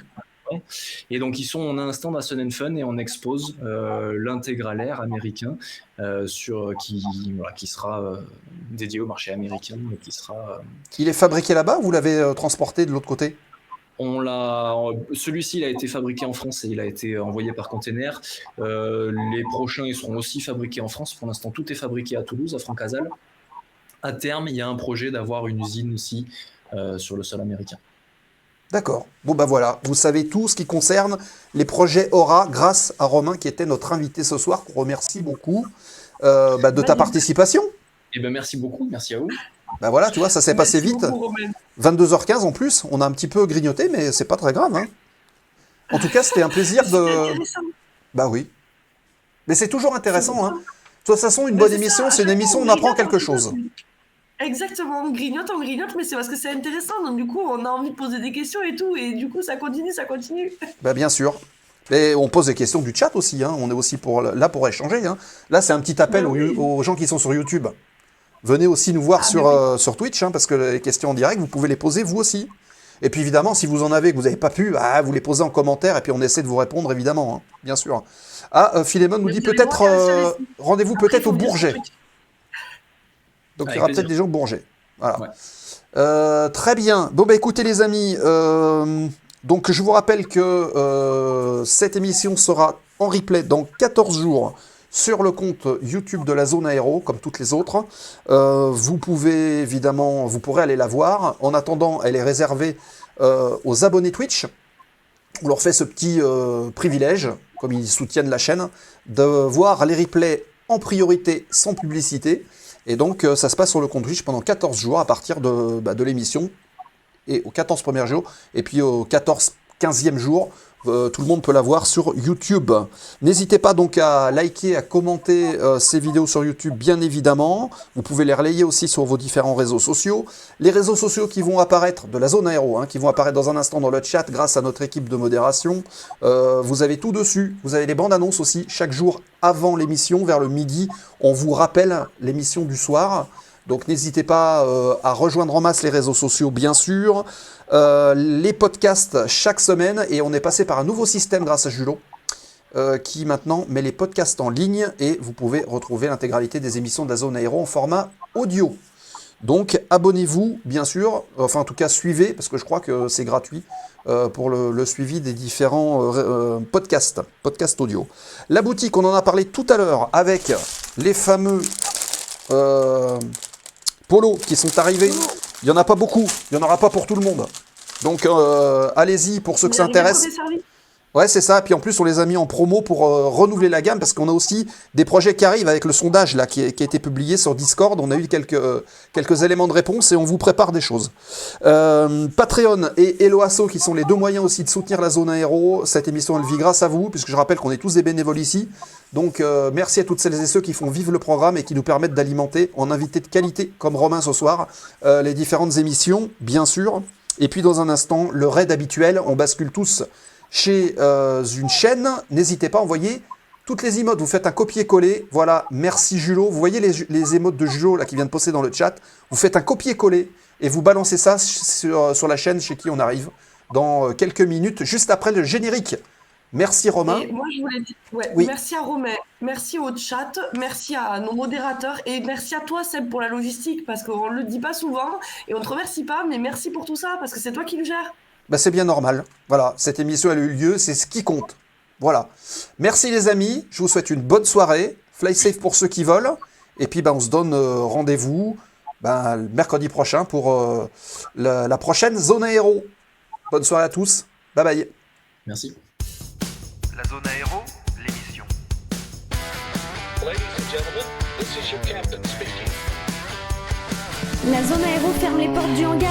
Merci de votre fidélité et de votre soutien. Et restez avec nous le temps du raid en envoyant les emotes en arrivant. On compte sur vous. Fly safe.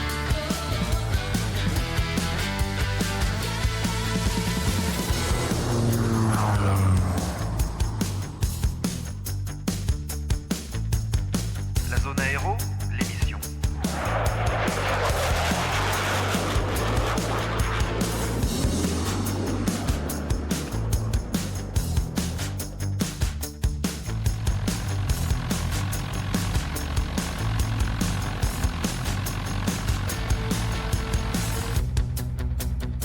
La zone aéro, l'émission. Welcome aboard, approximately 2 hours.